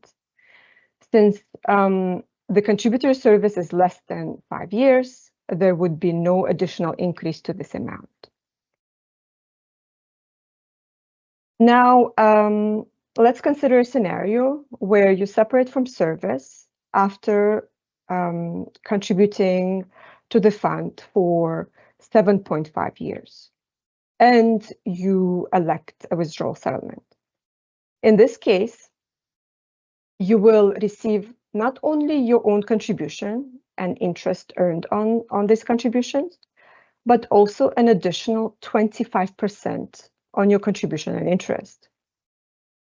And this increase is because you have 2.5 years more than the initial 5 years. And each of these extra years add 10% to your original contribution and interest amount. And what if you have 15 years of contributor service at the time of your separation and you elect the withdrawal settlement? Then you'll receive double your original contribution and interest. This means you'll get your contributions, the interest earned, plus an additional 100% of your contribution and interest. The 100% increase is because you have 10 years more than the initial 5 years of service, with each extra year adding 10% to your settlement. And finally, let's say you leave service after 20 years of contributory service and choose a withdrawal settlement. In this case, you will receive your own contribution plus interest earned on them, together with an increase. However, as I mentioned earlier, the increase can't be more than 100%, because this is the cap that we have. So in this scenario, your withdrawal settlement would be double of your own contribution and interest. So this is how we calculate the withdrawal settlement. Now, let's take a look at retirement benefits. These are periodic benefits that are paid for life and are adjusted for the cost of living over time. There are several types of retirement benefits available, and the options you can choose if you have vested pension rights will depend on your age at the time of separation. So this is just a reminder that your pension will be based on a formula that considers key factors, such as the length of your contributor service, which determines your rate of accumulation, multiplied by your final average remuneration or income level. Let's begin with the most desired retirement benefit option, which is the normal retirement benefit. This benefit is paid if you separate from service with vested pension rights at or after your normal retirement age. So for example, if a participant's normal retirement age is 62 and they have vested pension rights, they would be entitled to the normal retirement benefit if they separate at age 62 or older. This benefit is a periodic benefit that lasts for life, and it includes an option to convert part of the benefit into a lump sum, meaning the normal retirement benefit offers the choice to take a portion of your entitlement as a one-time lump sum payment when the benefit is implemented, and then with the remaining amount paid out in monthly installments for life, which is adjusted over time for the cost of living, meaning this monthly payment will increase over time.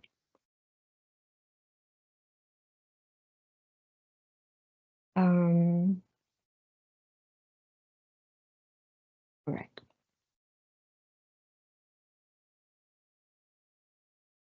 So,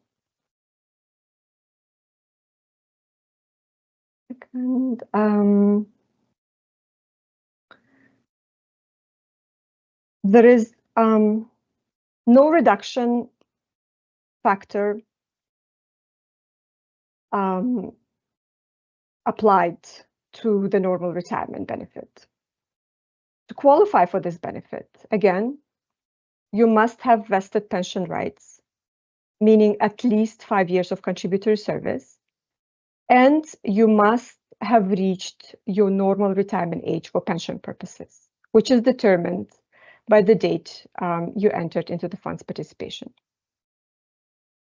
This benefit carries both potential surviving spouse benefit and child benefit. If you have children under the age of 21 who were officially declared to your organization and to the fund at the time of your separation, the fund will also provide a child allowance for each eligible child until they turn 21. And if you have a child with a disability, you can apply for a disabled child allowance, which the fund will continue to pay beyond the age 21 for a child that is recognized as disabled. And finally, your entitlement to the benefit begins the day after your separation date. Once your benefit is implemented, the fund will pay you retroactively from that date.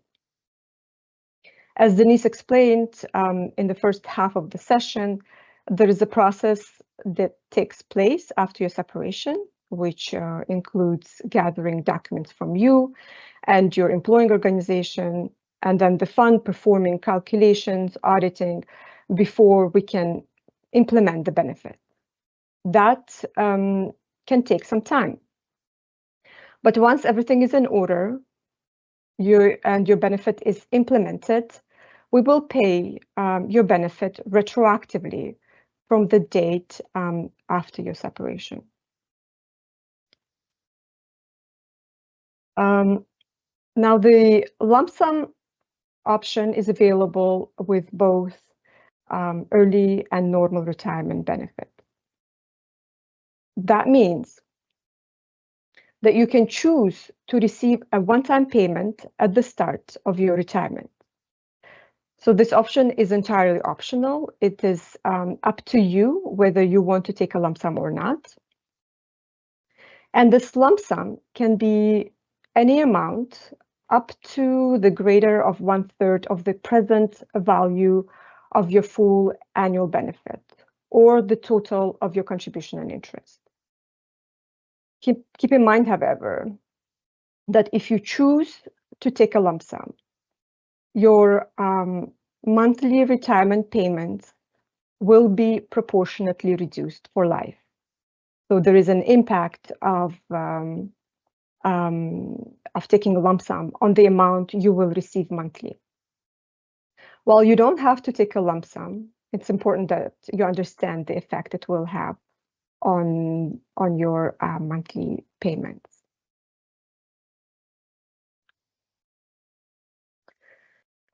Before you separate from service, we strongly advise you to use the estimate tool in your member self-service account to get an estimate of your entitlement. This will help you decide if you want to take a lump sum or not.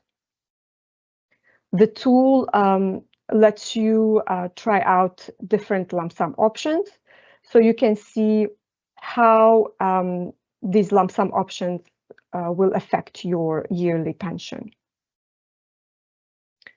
For example, in this estimate example in front of us, the person separated at their normal retirement age. Therefore, they are entitled to a normal retirement benefit. If they don't take the lump sum, they will get a full pension in the amount of $95,000 per year. But if they do take a lump sum, and the maximum lump sum they are entitled to is around 550,000. Their yearly pension drops from 95,270 to 53,000 per year. So you can see that taking a lump sum reduces the amount of your yearly pension. The amounts are here are shown annually, but remember that the fund pays monthly, so you would get 1/12 of the annual amount each month. When using the estimate tool, start with the default lump sum, so don't indicate any lump sum amount, which then will show you the maximum lump sum that you're entitled to. And then if you prefer a higher monthly pension, you can adjust the lump sum amount and see how it affects your monthly payments.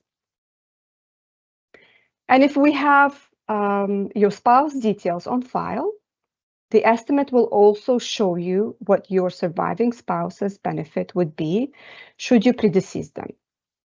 The eligible surviving spouse will always get 50% of the full pension amount, and in this case, around 48,000 per year, whether this participant takes a lump sum or not. So what it means is that surviving spouse benefit is always based on your full pension. So it will always be 50% of your full pension. So taking a lump sum won't affect what your spouse would receive should they survive you.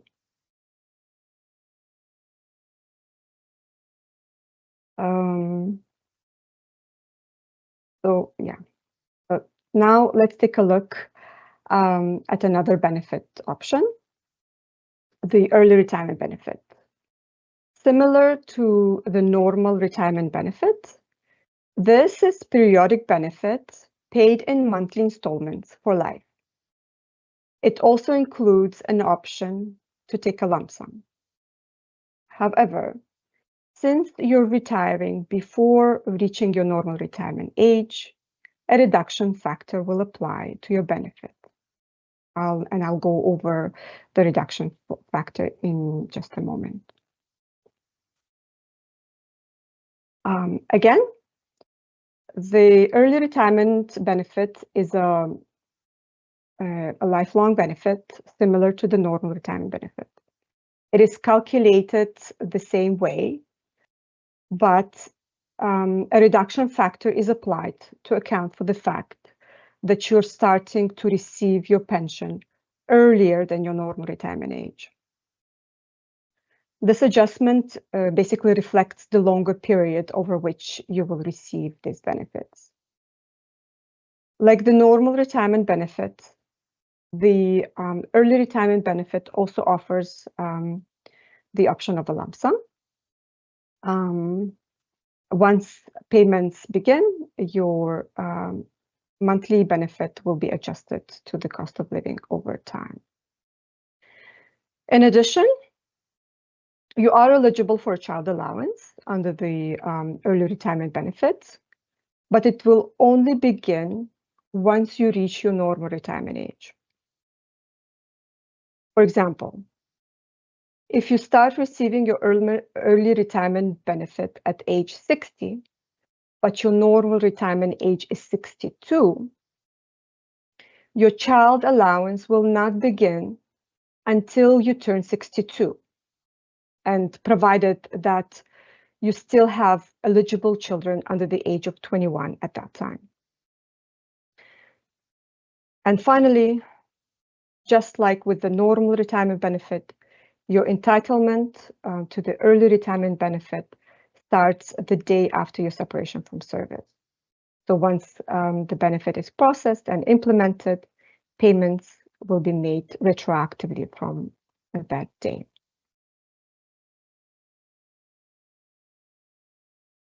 The lump sum option, similar to the normal retirement benefit, is optional. If you decide to take a lump sum, your monthly life lifelong payments will be reduced in proportion to the lump sum amount you choose. The larger the lump sum, the greater the reduction in your monthly payments will be.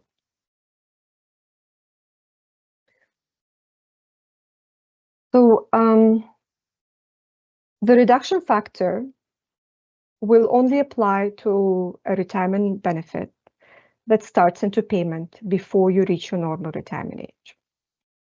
Therefore, because you would start to receive your benefit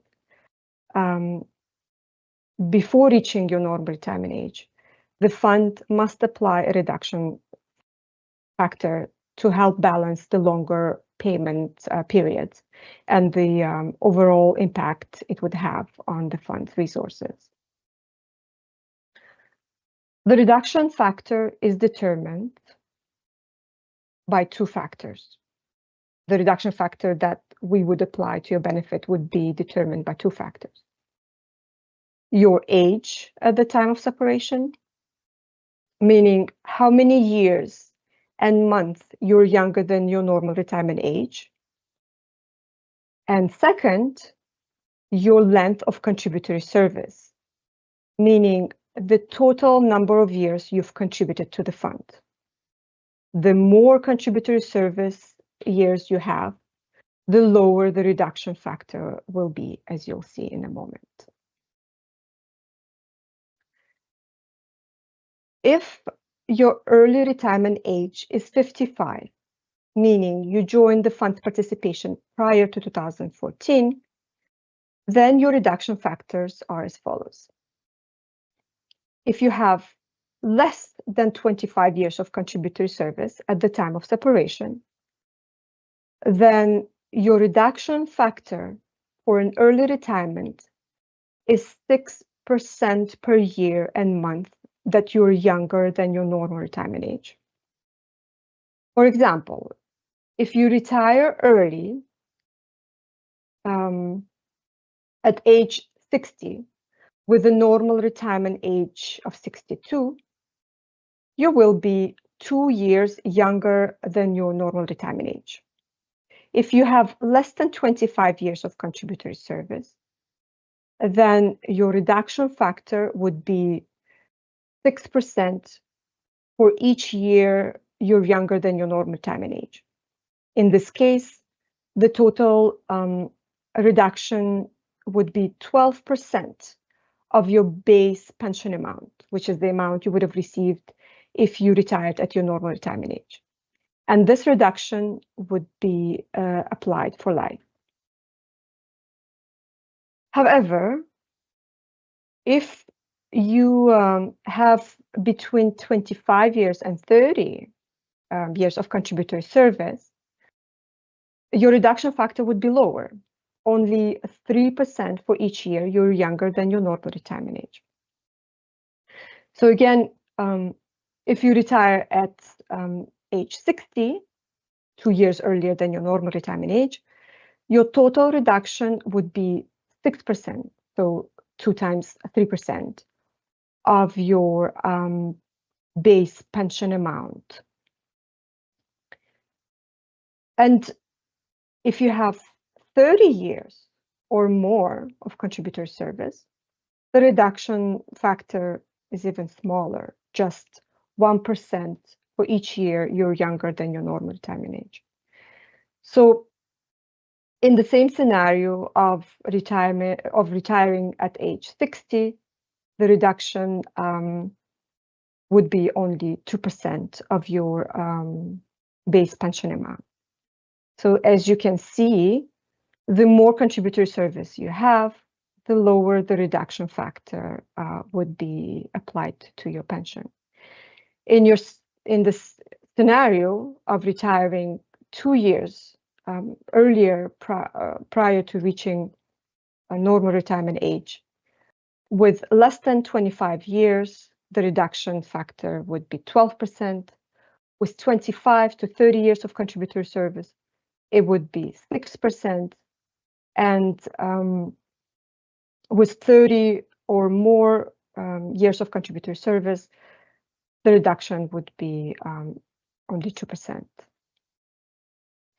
Therefore, having at least 25 years of contributor service is crucial for minimizing the financial impact of your early retirement. And having 30 years is even better.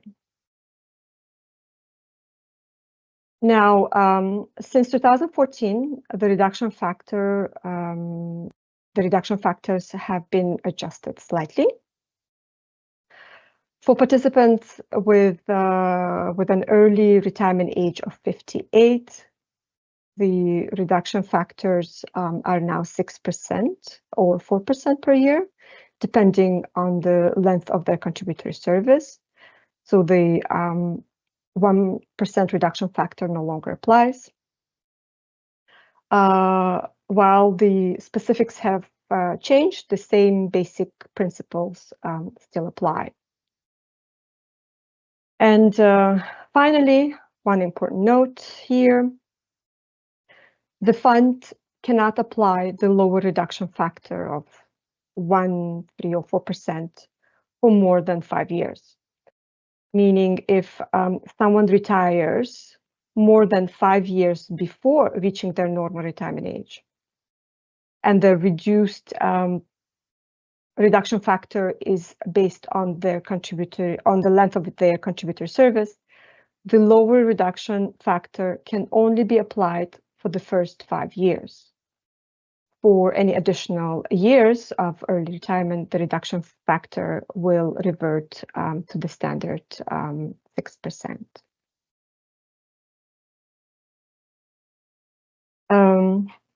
Now you can certainly calculate the reduction factors yourself. That is applicable to your case, but it's not necessary. By using the estimate tool inside your member self-service portal, the reduction factors will be automatically applied if you're retiring between your early and normal retirement age. So if you're retiring basically before reaching your normal retirement age, the estimate will show you the adjusted amount. For example, in this estimate, the participant is retiring before their normal retirement age, but has already reached their early retirement age. This participant would have 3 options: early retirement benefit with or without lump sum, a deferred retirement benefit, which I will explain shortly, or a withdrawal settlement.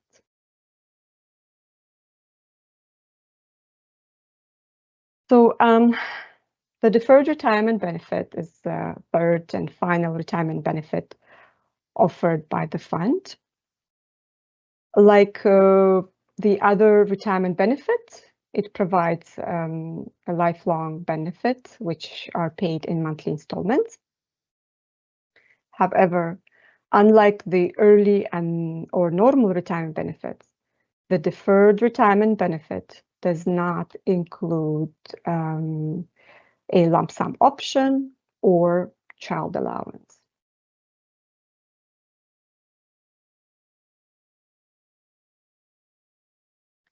So the deferred retirement benefit is different from the option to delay the choice or payment of your benefit, which I'll explain later. The deferred retirement benefit is available to anyone who has vested pension rights, regardless of their age, as long as they have not reached their normal retirement age at the time when they separate from service. For example, if someone who separates at age 45 with vested pension rights can elect the deferred retirement benefit. So what does that mean? It means that if someone wants to receive a lifelong retirement benefit from the fund after separating from service, they may do so by electing the deferred retirement benefit. However, the fund won't start payments until the former participant reaches at least their early retirement age. This means they would have to wait until they reach the age 55 or 57, whatever their early retirement age is, to start receiving their monthly payments. If they choose to start receiving their deferred retirement benefit before reaching their normal retirement age, a reduction factor will apply to their benefit for life, similar to an early retirement benefit.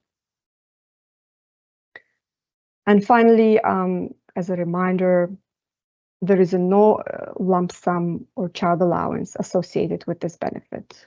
However, this benefit carries potential surviving spouse benefit. You can only determine your options after running an estimate of your entitlements. For example, if you separate before reaching your normal or early retirement age, the estimate tool will show you the available options, which are typically either a deferred retirement or a withdrawal settlement.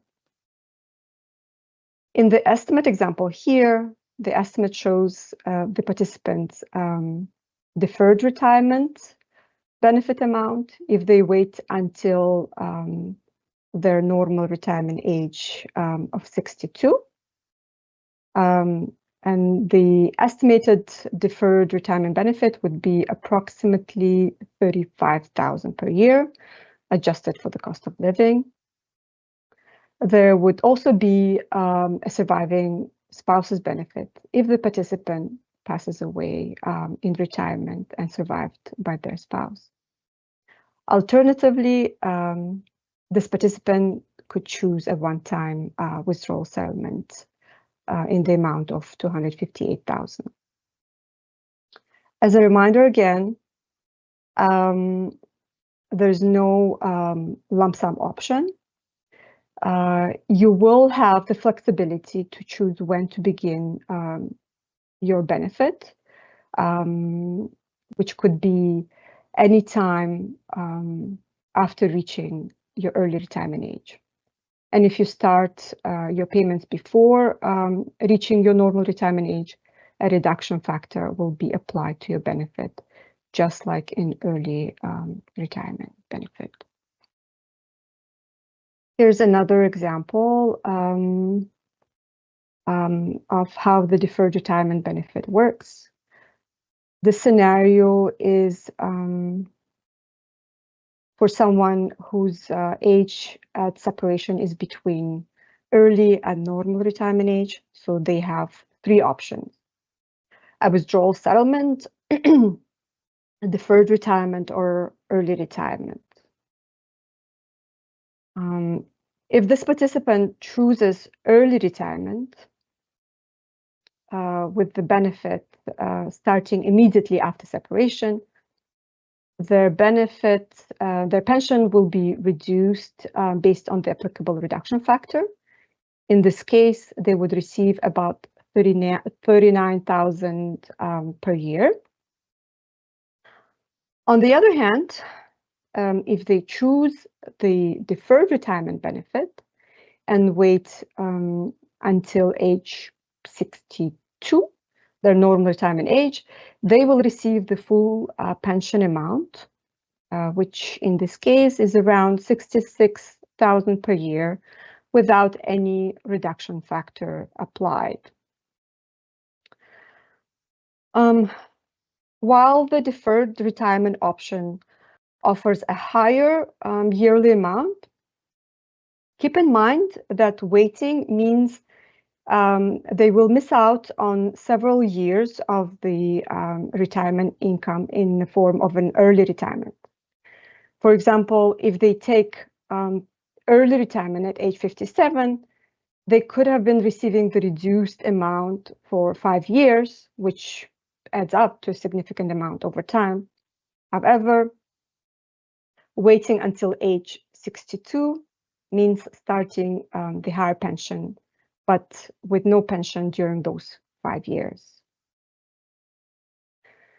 So this is an important decision to make when considering your options at the time of separation. If you'd like to explore different scenarios for deferred retirement benefit, like starting the deferred retirement benefit at an age before your normal retirement age, you can request that estimate from the fund. The specific scenarios can be run using the estimate tool in your member self-service portal, but the fund can provide them on request. The estimate tool in your member self-service is still useful for running standard retirement scenarios, including the value of your full deferred retirement benefit payable at your normal retirement age. Finally, anyone who separates from service has the option to defer making a benefit election. They can choose to postpone their decision about the type of benefit and when to start receiving payments for up to 36 months after separation. And this option is available to all participants.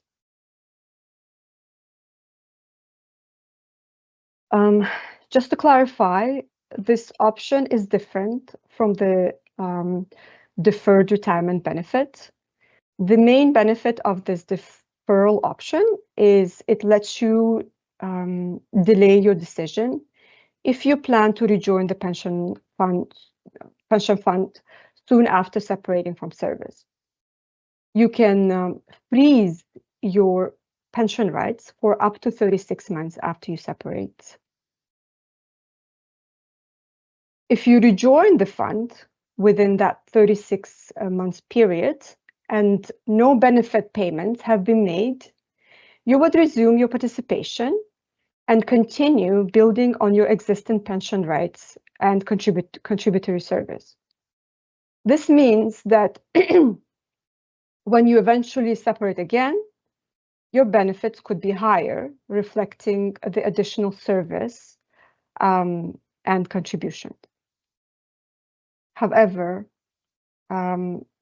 please remember that you must make a final decision about your benefit within 36 months if you don't return into funds participation. If you don't do that, if you don't let us know about your decision, the fund will make the choice for you, in which case you may lose some options.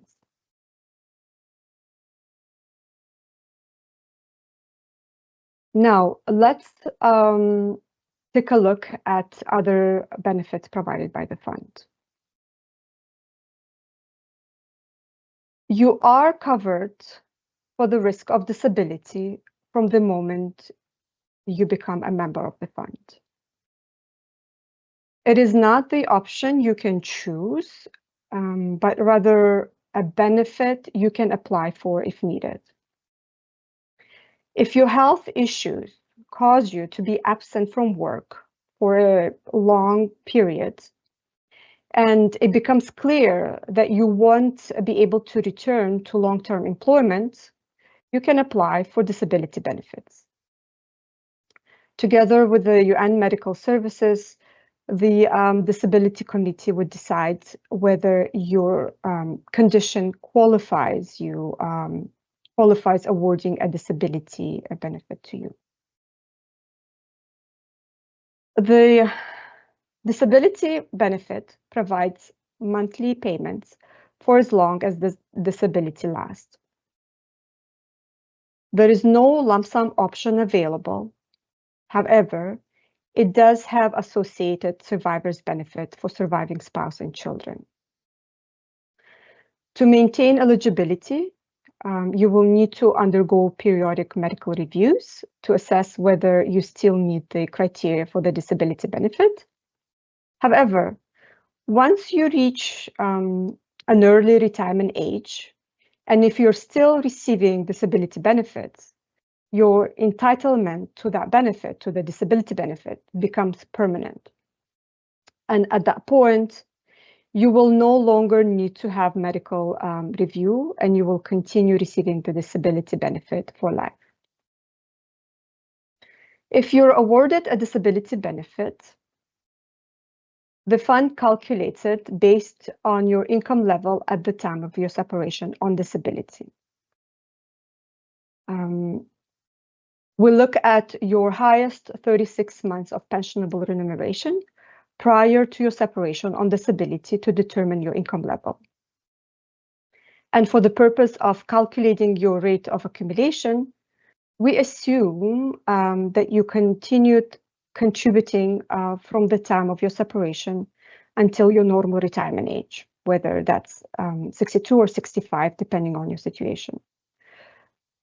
So in essence, the disability benefit is roughly equivalent to what your normal retirement benefit would have been if you continued working until your normal retirement age at the same level and step as when the disability benefit was granted. If you want to learn more about disability benefit, please visit our website. The child benefit is payable to each child of a participant who is entitled to a normal, early retirement or disability benefit, or who has died while in service. This benefit is payable until the child reaches the age of 21. If you have a disabled child and you are in receipt of an early, normal, or disability benefit, you must apply to the UNSPC in the fund for the disability status for your child as soon as you separate from service. If your child is determined to be disabled by the fund's SPC Disability Committee due to an illness or injury, they may continue receiving the child's benefit beyond age 21 for as long as the disability lasts. The SPC may require periodic medical reviews of the child's condition to confirm ongoing eligibility for the disabled child benefit, and you will be notified if this is required. And as a reminder, for early or normal retirement, the child's allowance begins when you reach your normal retirement age. And for disability benefit, the child's allowance begins when your disability benefit starts. Finally, if you choose a deferred retirement benefit, the child allowance is not payable. There is no limit to the number of children eligible for the allowance, but there is a cap on the total amount that can be paid. So be sure to submit birth certificates for all your children to your HR, or they may not qualify for this benefit. Now, let's take a look at the survivor's benefit.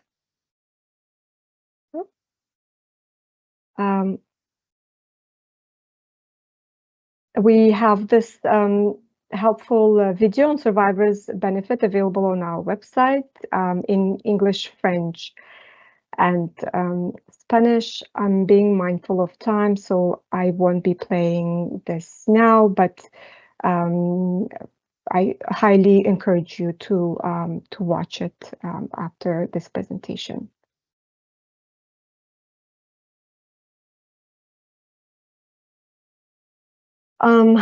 We consider this survivor's benefit as regular monthly survivor's benefit payable to those entitled.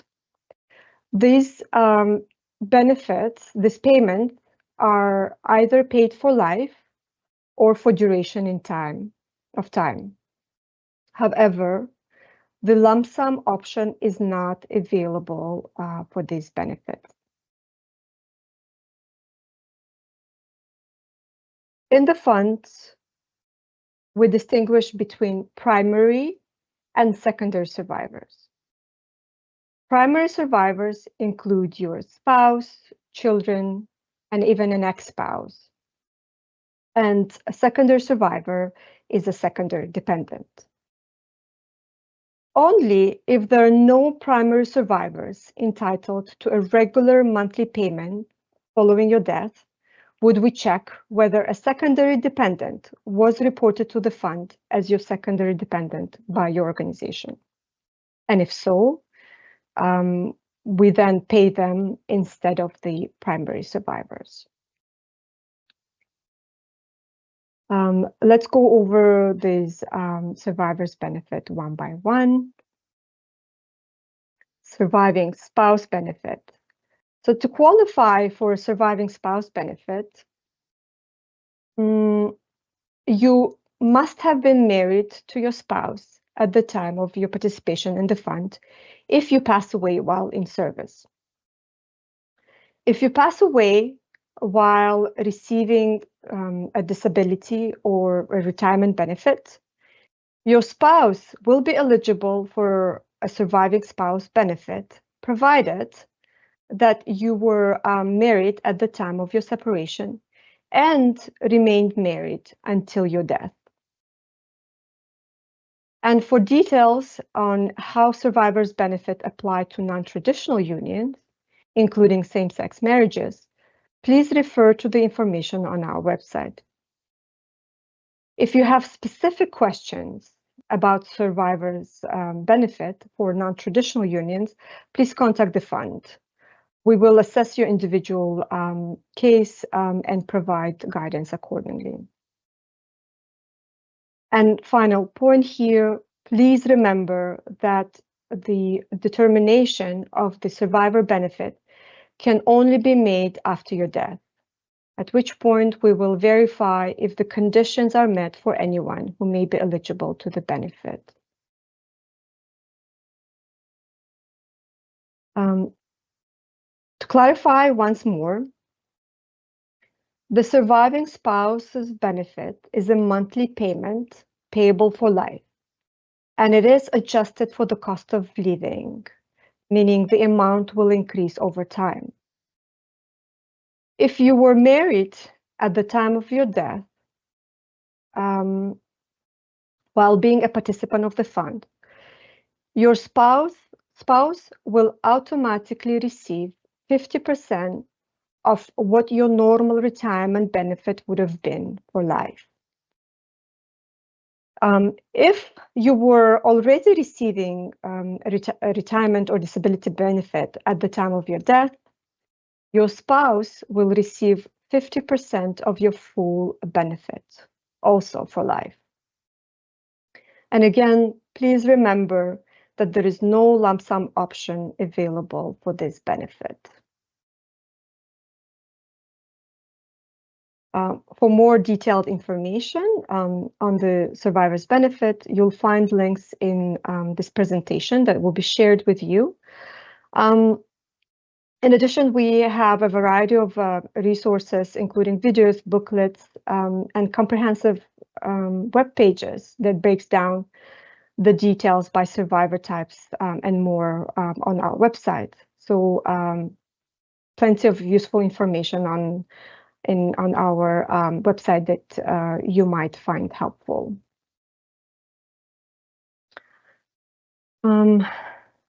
So an ex-spouse can also be a primary survivor.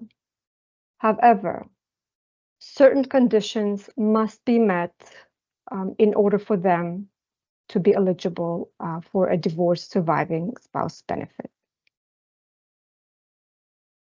First condition is that the marriage must have lasted at least 10 years while you were contributing to the fund. If the marriage was shorter than that, the ex-spouse is not eligible for the benefit. If the marriage lasted for 10 years or more while you were contributing to the fund, then we check the divorce settlement. If it explicitly states that the ex-spouse is renouncing the survivor's benefit, no benefits will be paid to an ex-spouse. If there's no such a clause, an ex-spouse may be entitled to benefits if your death occurs within 15 years of the divorce. If more than 15 years have passed, they will not be eligible unless you were required to pay maintenance under the divorce agreement at the time of your death. Also, an ex-spouse cannot receive benefits until they reach age 40. So these are the conditions that must be met for an ex-spouse to be eligible for a divorce surviving spouse benefit.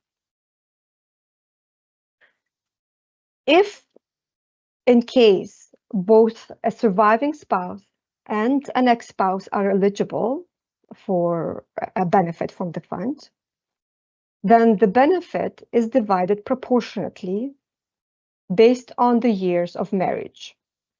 And the total amount payable to that ex-spouse and the surviving spouse cannot exceed 50% of your full retirement entitlement. For more details on ex-spouse benefit, again, please check the divorce section on our website.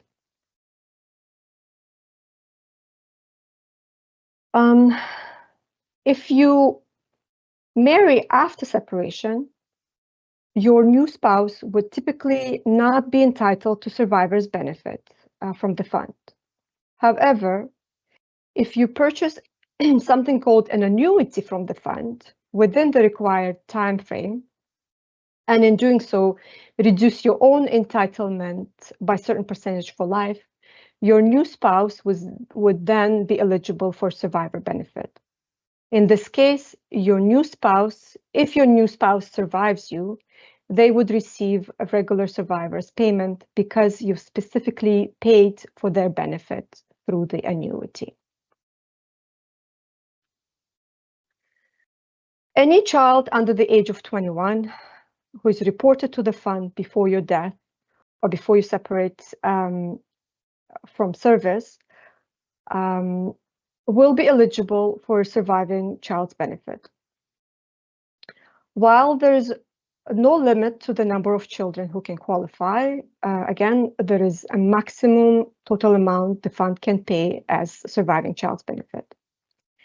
If multiple children are entitled, the total amount will be divided equally among them. If there is no parent that is entitled to survivor's benefit from the fund, the surviving child's benefit will be up to 1/3 of your full entitlement. If a parent is entitled to survivor's benefit, the child's benefit will be considered a child allowance, subject again to the minimum and maximum limit as applicable.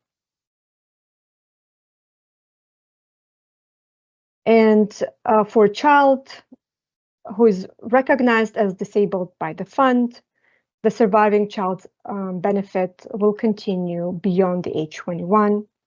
And for more information on disabled child benefit, please refer to the link provided in this presentation. So just to clarify, it is possible for multiple survivors to be entitled to the benefit from the fund at the same time. This could include a surviving spouse or multiple spouses if the individual is in polygamous marriage, one or more ex-spouses, and one or more surviving children. Each of these survivors may be eligible to benefit from the fund, depending on the specific circumstances, so it's quite possible. If there are no primary survivors entitled to benefit, then we check whether any secondary dependent may be eligible for survivor's benefit.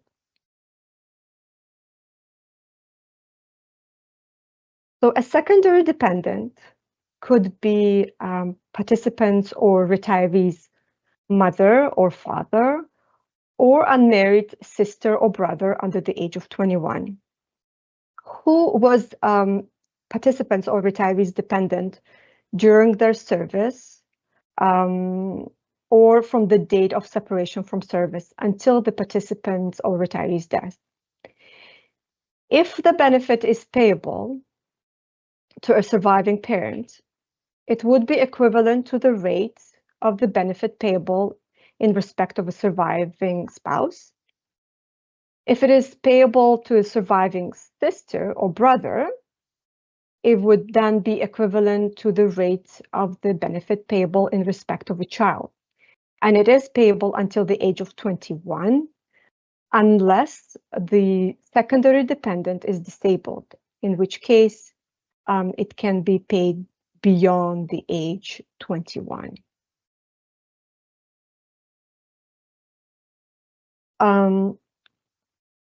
There's a lot of information on survivor's benefit available on our website. So I highly recommend that you review them. You may also consider printing the survivor's booklet and keeping it with your will, so that your beneficiaries will know exactly what steps to take if they need to contact the fund after your passing, and also understand what benefits they may be entitled to.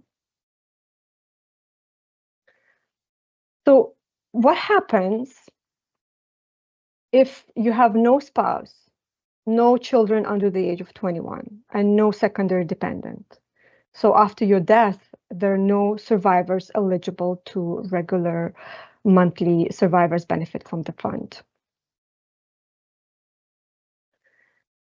If there are no primary or secondary survivors eligible for regular monthly survivors benefit from the fund after your death, and if there's any remaining balance from your own contribution and interest, then and only then will the fund pay a residual settlement to settle its financial obligation.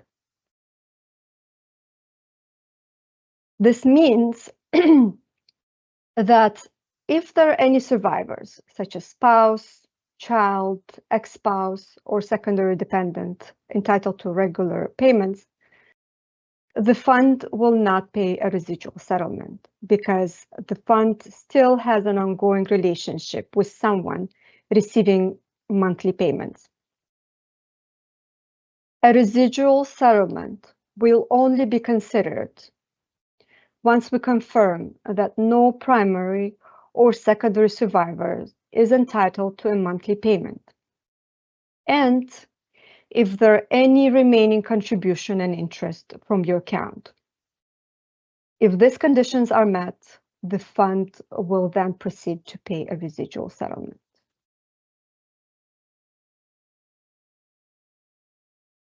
Is a residual settlement paid out often? No, it's actually quite rare. In most cases, either you've already received payments that fully exhausted your contribution and interest, such as you opted for a maximum lump sum as part of your normal or early retirement, or you lived a long life and received benefits that went beyond your original contribution and interest, or you were survived by someone entitled to regular monthly payments, who would then exhaust your contribution and interest over time. A residual settlement only occurs in rare situations where there are no survivors entitled to regular monthly payments, and there is still a portion of your original contribution and interest remaining unpaid. In such cases, the fund will pay a residual settlement to cover the balance of those contribution and interest.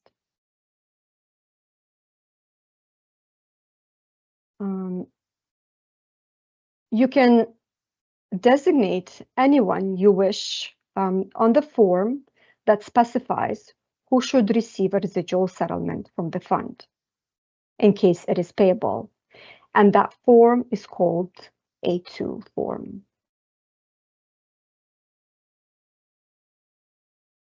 So this form A2 is something that you should have completed as part of your onboarding. If you haven't done so yet, or if you are not sure, please make sure that you fill it out and submit it to the fund. You can download the A2 form from your member self-service under the Documents tab. Once you've downloaded it, please print, sign, and date the form. Then submit it back to the fund via the MSS document upload function. Please know that the form must be hand-signed for it to be valid. And again, on this form, you can designate who should receive all or part of any of the residual settlement. There is no limit to the number of people you can designate, and you can even designate an entity. If you don't have enough space on the form, if you have many people that you can designate or many entities, you can continue on the backside.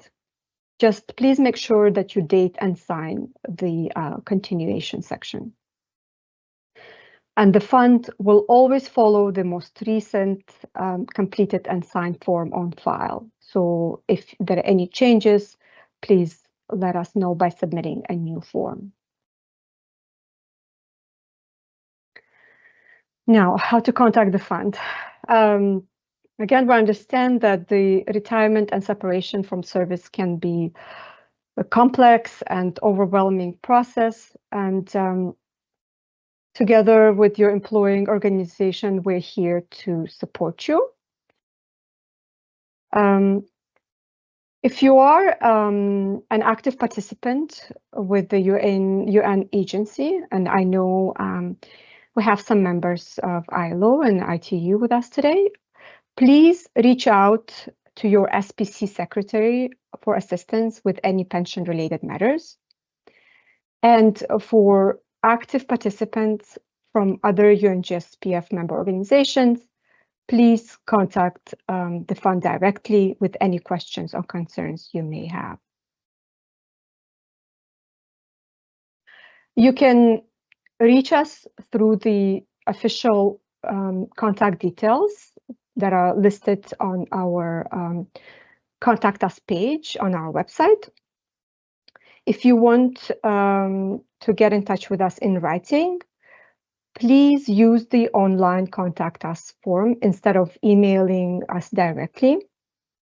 This form helps us track and route your queries to the appropriate team that will ensure faster response time. Once you submit your written query, you will receive an automated reply with a tracking number and relevant information based on your query. If you prefer to speak with us, you can call our contact center, which is available 24 hours a day, 5 days a week. And the toll-free numbers are also listed on our website. And additionally, you're welcome to visit us in person at our locations in New York and Geneva. Our walk-in hours are also available on our website. And with this, we conclude today's session. I hope you found the information helpful as you prepare for your retirement. Again, please remember that we're here to support you to ensure a smooth retirement. And if you are approaching retirement, on behalf of the fund, we wish you a long and healthy retirement. Thank you for joining us today. Bye-bye.